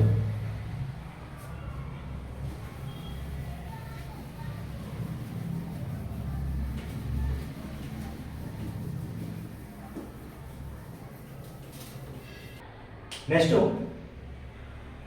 మనకు వచ్చేసి ఫోర్త్ టాపిక్లో ఏం చేయాలంటే right for disability 2016 man national educational policy 2020 ప్రకారం ఇయర్లీ ఇంటర్వెన్షన్లో ప్రారంభ జోక్యంలో తల్లిదండ్రుల యొక్క role of parents, society and ECEC and stakeholders వీరందరి యొక్క పాత్ర అనేది ఏ విధంగా ఉన్నది సమాజంలో అని చెప్పేసి మనకి ఇవ్వడం అనేది జరిగింది. మరి ఈ ఎర్లీ ఇంటర్వెన్షన్లో right power with disability act 2016, national educational policy 2020 ప్రకారం మరి ఎర్లీ ఇంటర్వెన్షన్లో మరి వీరి యొక్క పాత్ర అనేది ఏ విధంగా ఉన్నది మనం చూసినట్లయితే మొదటగా తీసుకున్నట్లయితే తల్లిదండ్రులు. మరి తల్లిదండ్రుల యొక్క పాత్ర ఎర్లీ ఇంటర్వెన్షన్లో ఏ విధంగా ఉంటుంది అంటే పిల్లవానికి ప్రారంభ దశలోనే వానికి ఏదైనా సమస్య ఉన్నట్లయితే వాళ్ళు గమనించాలి. అక్కడ ఖచ్చితంగా పిల్లవానికి ఏదైనా సమస్య ఉన్నట్లయితే దాన్ని వెంటనే గమనించడం అనేది జరగాలి. అది ప్రారంభ దశలోనే జరిగినట్లయితే మనకి ఆ వైకల్యం నుంచి ఆ సమస్య నుంచి బయటపడేయడానికి అవకాశం ఉంటుంది. కాబట్టి ప్రారంభ దశలోనే గుర్తించడం అనేది ముఖ్యమైనది. నెక్స్ట్ ఏమైనా లక్షణాలు కనిపించినట్లయితే రైట్ ప్రారంభ దశలో మరి వాడు గమనించడం ఏమైనా లక్షణాలు కనిపిస్తే ఖచ్చితంగా అందుకు అనుగుణంగా చికిత్స అనేది ఖచ్చితంగా తల్లిదండ్రులు చేయించాలి. డాక్టర్స్ కానీ, టీచర్స్ కానీ, థెరపిస్ట్ కానీ చేసేవారికి ఖచ్చితంగా తల్లిదండ్రులు సహకరించాలి. మనకి ఏదైనా వైకల్యం ఉన్నది, మరి ఆ వైకల్యం తగ్గించాలంటే ఖచ్చితంగా స్పెషల్ ఎడ్యుకేషన్ దగ్గరికి తీసుకెళ్ళి కౌన్సిలింగ్ అని ఇప్పించాలి.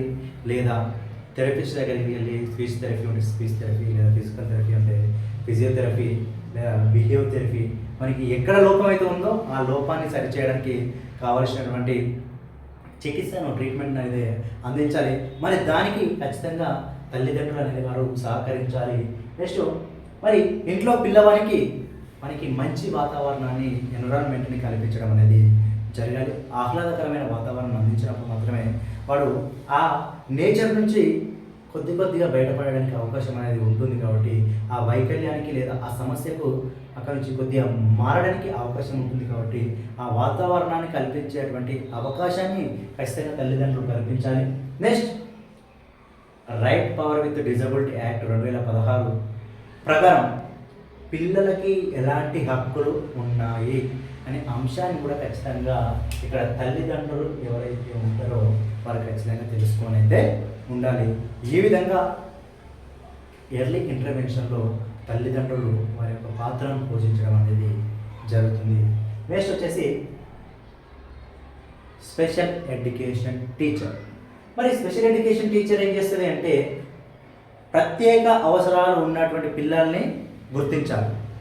అంటే నార్మల్ వ్యక్తులతో కాకుండా చదువుకోవడంలో కానీ, లేదా వాని సొంత పనులు చేసుకోవడంలో కానీ, ఇతర సంబంధించినటువంటి ఏమైనా లోపాలు ఉన్నట్లయితే వానికి ఆ అవసరాన్ని, ఆ అవకాశాన్ని ఖచ్చితంగా స్పెషల్ ఎడ్యుకేషన్ టీచర్ అనేవాడు ఎవరైతే ఉంటారో వారు ఖచ్చితంగా గుర్తించాలి.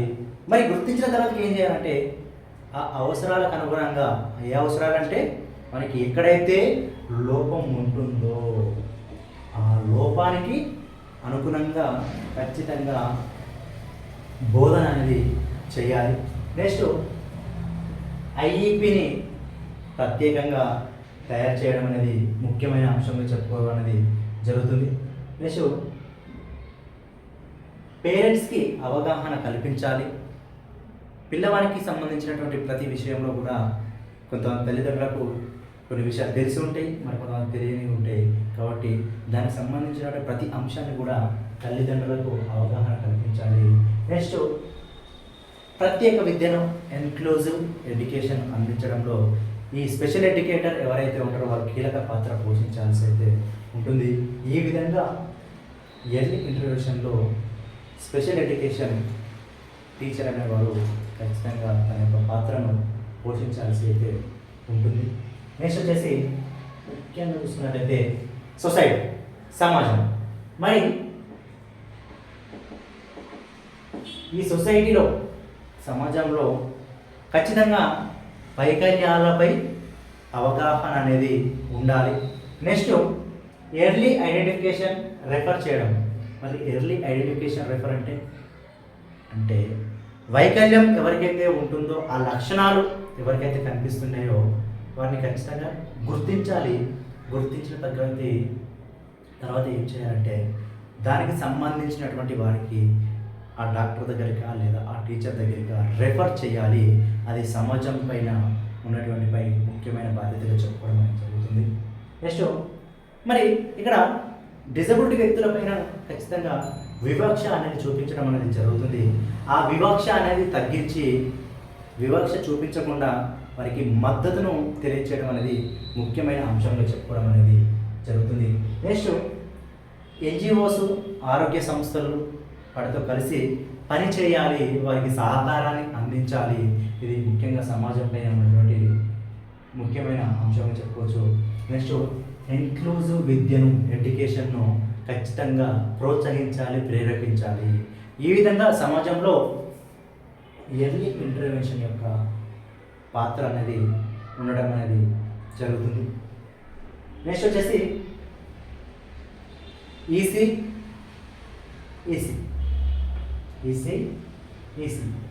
Early childhood education and care.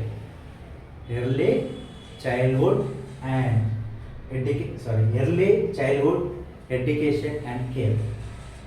మరి ఇక్కడ ఇదేం చేస్తుంది అని చూసినట్లయితే 0 నుండి 8 సంవత్సరాల పిల్లల యొక్క అభివృద్ధి పైన నిరంతర ఫోకస్ చేయడం అనేది జరుగుతుంది. వారి యొక్క అభివృద్ధి పైన దృష్టి కేంద్రీకరించడం అనేది జరుగుతుంది. నెక్స్ట్ అభివృద్ధిలో ఏదైనా ఆలస్యం ఉన్నట్లయితే అంటే అభివృద్ధిలో అంటే వాడు మానసికంగా ఎదుగుదలలో కావచ్చు లేదా ఫిజికల్గా ఎదుగుదలలో కావచ్చు, భాషా అభివృద్ధి పరమైన అంశాలలో ఏదైనా లోపాలు ఉన్నట్లయితే అంటే అభివృద్ధి పరంగా ఇవన్నీ కలిపితేనే అభివృద్ధి అవుతుంది. కాబట్టి అభివృద్ధి పరంగా ఏదైనా నెమ్మదితనం లేదా ఆలస్యం ఉన్నట్లయితే ఖచ్చితంగా వాడు ఎర్లీ ఇంటర్వెన్షన్ సేవలకు పంపించడం అనేది జరుగుతుంది, అందించడం అనేది జరుగుతుంది. ప్రత్యేక అవసరాలు ఉన్న పిల్లలకు అనుకూల వాతావరణాన్ని కల్పించాలి. ఇదంతా కూడా ఎర్లీ చైల్డ్హుడ్ ఎడ్యుకేషన్ అండ్ కేర్లో ముఖ్యమైన పాత్రగా చెప్పుకోవడం అనేది జరుగుతుంది. అంటే 0 నుంచి 8 సంవత్సరాల పిల్లలు ఎవరైతే ఉంటారో ఆ పిల్లల్ని ఖచ్చితంగా వారి యొక్క అభివృద్ధి పైన దృష్టి కేంద్రీకరించడం అనేది జరుగుతుంది. వారిని గమనిస్తూ ఉండడం అనేది జరుగుతుంది. ఏమైనా అభివృద్ధి పరంగా లోపాలు ఉన్నట్లయితే ఖచ్చితంగా ఆ అభివృద్ధి లోపాలకు సంబంధించినటువంటి ఎర్లీ ఇంటర్వెన్షన్ ప్రారంభ జోక్యంలోకి సంబంధించిన సేవలు అందించడంలో కీలక పాత్ర పోషించడం అనేది జరుగుతుంది. మరి ఇక్కడ ఎవరైతే ప్రత్యేక అవసరాలు అయితే పిల్లలు ఉంటారో వారికి ఖచ్చితంగా అనుకూలమైన వాతావరణాన్ని, వారికి ఆహ్లాదకరమైన వాతావరణాన్ని అందించాలని చెప్పేసి, కల్పించాలని చెప్పేసి ఇక్కడ తెలియజేయడం అనేది జరుగుతుంది. Next stock holders. Stock holders అంటే ఎవరు అంటే డాక్టర్ కానీ, టీచర్ కానీ, స్పెషల్ ఎడ్యుకేషన్ కానీ, ఈ థెరపిస్టులు కానీ వీళ్ళందరినీ కలుపుతూనే మనం ఇక్కడ స్టాక్ హోల్డర్స్ చెప్పడం జరుగుతుంది. Teachers, special educations, doctors, therapist, ప్రభుత్వం, ఎన్జిఓ వీళ్ళందరినీ మనం స్టాక్ హోల్డర్స్గా చెప్పుకోవడం అనేది జరుగుతుంది. ఈ స్టాక్ హోల్డర్స్ ఏమవుతుందంటే వీళ్ళందరినీ కలుపుకొని కూడా మనం స్టాక్ హోల్డర్స్ చెప్పుకోవడం అనేది జరుగుతుంది. మీరు స్క్రీనింగ్ అసెస్మెంట్ చేయడం, ఇండివిజువల్ ఎడ్యుకేషన్ ఇంటర్వెన్షన్ ప్లాన్ తయారు చేయడం మరియు ఇన్క్లూజివ్ విద్యను అమలుపరచడంలో కీలక పాత్ర వహించడం, right power with disability act ప్రకారం సేవలు, సౌకర్యాలు అందించడం ముఖ్యమైన అంశంగా చెప్పడం అనేది జరుగుతుంది. వీళ్ళందరూ ఎప్పుడైతే కలిసి పనిచేస్తారో అప్పుడు ఇక్కడ ఎవరైతే ప్రత్యేక అవసరాలు గల పిల్లలు ఉంటారో వారికి కావాల్సిన సహాయ సహకారాలు అందించడం అనేది ఖచ్చితంగా జరుగుతుంది. ఈ విధంగా ఈ స్టాక్ హోల్డర్స్ అనేది ఒకరికొకరు కోఆర్డినేషన్తో పనిచేయడం ద్వారా వారికి కావాల్సినటువంటి విద్యను అందించడంలో, ఇన్క్లూజివ్ ఎడ్యుకేషన్ అమలు చేయడంలో కీలక పాత్ర అనేది పోషించడం జరుగుతుంది. ఈ విధంగా ఇయర్లీ ఇంటర్వెన్షన్ ప్రారంభ జోక్యంలో వీళ్ళనేది కీలక పాత్ర పోషించడం అనేది జరుగుతుంది. అంటే ఇక్కడ తల్లిదండ్రులు కావచ్చు, స్పెషల్ ఎడ్యుకేషన్ టీచర్ కావచ్చు, లేదా సమాజం కావచ్చు, లేదా early childhood education and care కావచ్చు, లేదా స్టాక్ హోల్డర్స్ కావచ్చు, వీళ్ళందరూ ఒకరితో ఒకరు అనుసంధానం చేసుకుంటూ ప్రారంభ జోక్యంలో పిల్లవానికి కావలసినటువంటి సహాయ సహకారాలు అందించడం ద్వారా వాని యొక్క భవిష్యత్తును మెరుగుదిద్దడానికి, తీర్చిదిద్దడానికి మంచి అవకాశం అయితే ఉంటుంది. అంటే ప్రారంభ దశలోనే వానికి ఉన్నటువంటి వైకల్యము లేదా లోపాన్ని గుర్తించడంలో వీరి యొక్క పాత్ర అందరినీ కూడా ముఖ్యమైన పాత్రగా చెప్పుకోవడం అనేది జరుగుతుంది. ఈ విధంగా వారి యొక్క పాత్రను పోషించడం అనేది జరుగుతుంది. మరి ఇక్కడ right power with disability act ఏం చెప్తుంది అంటే వైకల్యాన్ని ప్రారంభ దశలోనే గుర్తించాలి, మరి ఉచిత విద్య వైద్య సదుపాయాలను అందించాలి, తల్లిదండ్రులకు సపోర్టు ఇచ్చేటువంటి సేవలను అందించాలని చెప్పేసి right power with disability act తెలియజేయడం అనేది జరుగుతుంది. ఈ ఎర్లీ ఇంటర్వెన్షన్ ఎవరైతే పిల్లలు ఉంటారో ఆ పిల్లలకు సంబంధించినటువంటి వైకల్యాన్ని ప్రారంభ దశలోనే గుర్తించి ఉచిత విద్య ఆరోగ్య సేవలను అందిస్తూ తల్లిదండ్రులకు మద్దతుగా సేవలను అందించాలని చెప్పేసి ఇక రైట్ పవర్ విత్ డిజబిలిటీ యాక్ట్లో వెల్లడించడం జరుగుతుంది. నెక్స్ట్ నేషనల్ ఎడ్యుకేషనల్ పాలసీలో మరి ఈ ఎర్లీ ఇంటర్వెన్షన్ గురించి తన యొక్క అభిప్రాయం ఏం చెప్తుందంటే ఎర్లీ చైల్డ్హుడ్ ఎడ్యుకేషన్ కేర్ పైన ప్రత్యేక దృష్టి పెట్టాలి. ఎందుకంటే మరి 0 నుంచి 8 సంవత్సరాల పిల్లలు ఎవరైతే ఉన్నారో వారికి ఒక నిరంతర అవగాహన అనేది అక్కడ పెంపొందించడం అనేది జరుగుతుంది. ఏమైనా అభివృద్ధి లోపాలు ఉన్నట్లయితే వారిపైన ప్రత్యేక దృష్టి కేంద్రీకరిస్తుంది. కాబట్టి ఈ అంశం పైన ప్రత్యేక దృష్టి పెట్టాలి అని చెప్పేసి నేషనల్ ఎడ్యుకేషనల్ పాలసీ అనేది వెల్లడించడం జరుగుతుంది. నెక్స్ట్ ఇండివిజువల్ ఎడ్యుకేషనల్ ప్లానింగ్ పైన ప్రత్యేక దృష్టిని కేంద్రీకరించాలి. ఎవరైతే వైకల్యం ఉంటుందో లేదా ఎవరైతే లోపాలు ఉంటున్నాయో ఆ వ్యక్తి యొక్క ప్రత్యేకమైన ఒక ప్లానింగ్ అనేది తయారు చేయడం అనేది జరుగుతుంది. ఇండివిజువల్గా వానికి ఉన్నటువంటి లోపానికి ఏ విధంగా మనకి విద్యను అందించాలి, ఏ విధంగా అతనికి వైద్య సహాయాన్ని అందించాలి, ఈ అంశాలన్నిటితో కూడుకున్నటువంటి దానికి మనం ఇండివిజువల్ ఎడ్యుకేషన్ ప్లానింగ్గా చెప్పుకోవడం అనేది జరుగుతుంది. దీనిపైన ప్రత్యేక దృష్టిని కేంద్రీకరించాలి. నెక్స్ట్ కమ్యూనిటీ పేరెంట్స్ పార్టిసిపేషన్ లాంటి అవగాహన కార్యక్రమాలను పైన ప్రత్యేక దృష్టి పెట్టాలని చెప్పేసి కూడా తెలియజేయడం జరుగుతుంది. EEP 2020 దాని యొక్క ముఖ్యమైన ఉద్దేశం వెల్లడించడం జరుగుతుంది. ఇది మనకు ఓవరాల్గా 4th టాపిక్లో ఉన్నటువంటి అంశం. నెక్స్ట్ వచ్చేసి మనకు 5th టాపిక్లో మరి ప్రారంభ జోక్యం యొక్క నమూనాలు ఏంటి అని చెప్పేసి మనకు 5th టాపిక్గా ఇవ్వడం అనేది జరిగింది. అంటే ఇక్కడ 4th టాపిక్లో మనకు ఓవరాల్గా ఏం చెప్పిందంటే ఎర్లీ ఇంటర్వెన్షన్లో వారి యొక్క పాత్రలు అనేది ఏ విధంగా ఉన్నాయి, తల్లిదండ్రులు కావచ్చు, అటు సమాజం కావచ్చు, లేదా స్పెషల్ ఎడ్యుకేషన్ టీచర్ కావచ్చు, అందరి యొక్క పాత్రలు అనేది ఏ విధంగా వాళ్ళు నిర్వహించాలి, మరియు డిజబిలిటీ వైకల్యం ఉన్నటువంటి వ్యక్తులను ఏ విధంగా ట్రీట్ చేయాలని చెప్పేసి వారి యొక్క అంశాలను ఇక్కడ తెలియచేయడం అనేది జరిగింది. నెక్స్ట్ ఏంటంటే ప్రారంభ జోక్య నమూనా మోడల్స్ ఆఫ్ ఎర్లీ ఇంటర్వెన్షన్స్. అంటే ఇక్కడ ముఖ్యంగా ఏంటంటే వైకల్యం అనేది ఏ విధంగా దూరం చేయాలి, మన వైకల్యం ఉన్నటువంటి ప్రదేశం ఇంటి దగ్గర నుంచి స్కూల్కి ఏ విధంగా పంపించాలి అనేటువంటి మొత్తం అంశం కూడా మనకు 5th యూనిట్లో ఇవ్వడం అనేది జరిగింది. మనకు లాస్ట్ టాపిక్ వచ్చేసి ఎర్లీ ఇంటర్వెన్షన్స్ యొక్క మోడల్స్. ఇక్కడ ఎర్లీ ఇంటర్వెన్షన్ యొక్క మోడల్ చూసుకున్నట్లయితే మనకు ఇక్కడ ప్రధానంగా చూసుకున్నట్లయితే హోమ్ బేస్ ఒకటి, నెక్స్ట్ వచ్చేసి సెంటర్ బేస్డ్, నెక్స్ట్ 3 వచ్చేసి హాస్పిటల్ బేస్డ్, నెక్స్ట్ వచ్చేసి కాంబినేషన్. ఇవన్నీ కూడా మనం ఎర్లీ ఇంటర్వెన్షన్స్ యొక్క మోడల్స్గా చెప్పుకోవడం అనేది జరుగుతుంది. అంటే ఇక్కడ ఎర్లీ ఇంటర్వెన్షన్స్ యొక్క మోడల్ యొక్క ముఖ్య ఉద్దేశం ఏంటంటే వైకల్యంతో ఉన్నటువంటి పిల్లల మన లోపాన్ని తగ్గించి వాన్ని ఇంటి దగ్గర నుంచి స్కూల్కి పంపించడమే దీని యొక్క ముఖ్య ఉద్దేశంగా చెప్పుకోవడం అనేది జరుగుతుంది. అయితే ఇందులో మరి హోమ్ బేస్డ్ చూసుకున్నట్లయితే హోమ్ అంటే ఇంటి దగ్గర నుంచే మనకి ప్రత్యేక సదుపాయాలు అనేది కల్పించడం జరుగుతుంది. మనకు ఉన్నటువంటి లోపానికి సేవలు అనేది ఇంటి దగ్గర నుంచి అందించడం అనేది జరుగుతుంది. ఇక్కడ తల్లిదండ్రుల భాగస్వామ్యం అనేది ఎక్కువ మొత్తంలో ఉండడం అనేది జరుగుతుంది. తల్లిదండ్రులు కీలక పాత్ర అనేది పోషించడం అనేది జరుగుతుంది. అయితే ఇక్కడ పేరెంట్స్కి ముఖ్యమైన పాత్ర పోషించాల్సి ఉంటుంది. స్పెషల్ ఎడ్యుకేషన్ ఇంటికే వెళ్ళి ఇక్కడ మార్గదర్శనం అనేది చేయడం అనేది జరుగుతుంది. వారికి ఎలాంటి సేవలు అందించాలి, మన యొక్క ప్లానింగ్, ఇండివిజువల్ ప్లానింగ్ అనేది ఏ విధంగా ఉండాలి, మనం ఏ విధంగా మెరుగుపరచాలనేటువంటి అంశాలన్నీ కూడా స్పెషల్ ఎడ్యుకేటర్ ఇంటికి వెళ్ళి మార్గదర్శనం అనేది చేయడం అనేది జరుగుతుంది. ఇక్కడ ఇంటి దగ్గర నుంచి స్కూల్కి పంపించడం కోసం భద్రత భావన అనేది పెరగడం అనేది జరుగుతుంది. స్కూల్ వాతావరణం అనేది మెల్లమెల్లగా అలవాటు పడడానికి అవకాశం అనేది ఉంటుంది. స్వయం సంరక్షణ నైపుణ్యాలు అంటే సెల్ఫ్ హెల్ప్ స్కిల్స్గా చెప్పుకోవడం అనేది జరుగుతుంది.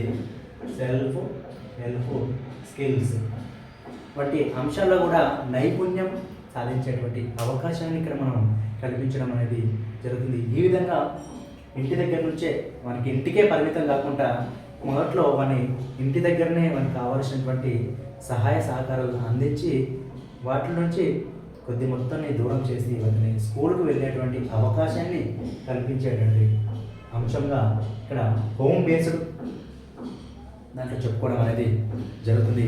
నెక్స్ట్ ఇక్కడ నుంచి చూసుకున్నట్లయితే అయితే మరి ఈ హోమ్ బేస్డ్లో ముఖ్యమైన అంశంగా చూసుకున్నట్లయితే మరి తల్లిదండ్రులకు అటు పిల్లవానికి ఎలాంటి అంశాన్ని లబ్ధి చేకూరుస్తుందంటే సహజ వాతావరణంలో నేర్చుకోవడం కాకుండా తల్లిదండ్రుల భాగస్వామ్యం అనేది ఎక్కువ మొత్తంలో ఉండడం వల్ల విద్యార్థికి అక్కడ మనకి రక్షణ కల్పించడం అనే అవకాశం అనేది కలిగి ఉండడం అనేది జరుగుతుంది. ఈ విధంగా హోమ్ బేస్డ్లో మనకి ఎడ్యుకేషన్ అనేది అందించడం అనేది జరుగుతుంది. ఆ విధంగా ఇంటి దగ్గర నుంచి స్కూల్కి వెళ్ళేటువంటి క్రమంలో ఈ అంశాలన్నింటినీ కూడా చేయడం అనేది జరుగుతుంది. నెక్స్ట్ వచ్చేసి సెంటర్ బేస్డ్ అంటే ప్రధానంగా ఒక కేంద్రం లేదా ప్రీ స్కూల్గా చెప్పుకోవడం అనేది జరుగుతుంది. ఒక ప్రీ స్కూల్ ఇక్కడేమో ఇంటి దగ్గరనే, కానీ ఇక్కడికి వచ్చేవారికి స్కూల్ ప్రత్యేక అవసరాలు ఉన్నటువంటి పిల్లల కోసం ప్రత్యేకంగా ప్రీ స్కూల్ని ఏర్పాటు చేయడం అనేది జరుగుతుంది. ఈ ప్రీ స్కూల్లో వారికి అనుగుణంగా ఈ ప్రత్యేక అవసరాల పిల్లలకి అనుగుణంగా వారి నేచర్కి కావాల్సినటువంటి విధంగా ఆ స్కూల్ అనేది ఉండడం అనేది జరుగుతుంది. అక్కడ ప్రత్యేకంగా వాని కోసం ఒక టైం టేబుల్ ఏర్పాటు చేయడం, వారు నేర్చుకునేటువంటి అంశాలపైనే ఎక్కువగా ప్రత్యేకమైన శ్రద్ధ చూపించడం అనేది జరుగుతుంది. అంటే వాడు నార్మల్ విద్యార్థులతో పోల్చుకున్నట్లయితే వాడు నేర్చుకునేటువంటి అంశాలు వేరే ఉంటాయి, వీడు నేర్చుకునేటువంటి అంశాలు వేరే ఉంటాయి. కాబట్టి వీడి లెర్నింగ్ మెటీరియల్ని ప్రత్యేకంగా రూపొందించడం అనేది జరుగుతుంది. నెక్స్ట్ టీచర్స్ యొక్క సూచనలు పాటించడం, స్కూల్ వాతావరణం కల్పించడం, గ్రూప్ అంటే ఇక్కడ పిల్లలు వచ్చేసరికి వాడు ఒక్కడే కాకుండా వాళ్ళతో పాటు ఇంకా పిల్లలు ఉంటారు కాబట్టి అంటే గ్రూప్గా కలిసి పనిచేయేటువంటి అవకాశాన్ని ఇక్కడ నేర్పించడం అనేది జరుగుతుంది.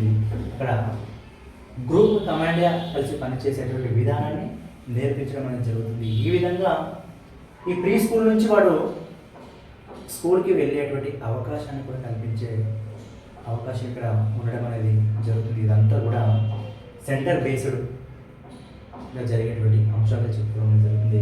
Next hospital based. మరి హాస్పిటల్ ఏం చేస్తారు? ఫస్ట్ ఇంటికాడ మనకి కావాల్సినటువంటి నైపుణ్యాలు మెల్లగా నేర్పిస్తున్నాం, మనకి స్కూల్ వాతావరణం అలవాటు పడే విధంగా మన ఇంటికే పరిమితంగా కూడా చేస్తున్నాం. అక్కడికి అయిపోయింది. నెక్స్ట్ అక్కడ నుంచి ప్రీ స్కూల్కి తీసుకొచ్చాం.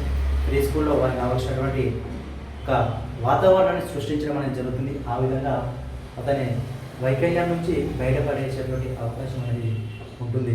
మరి ఇక్కడ ఉన్నటువంటి వైకల్యాన్ని అన్నింటినీ కూడా ఆసుపత్రిలో సేవలు అందించడం అనేది, ఎర్లీ ఇంటర్వెన్షన్స్ అందించడం అనేది ముఖ్యమైన అంశంగా చెప్పుకోవడం అనేది జరుగుతుంది.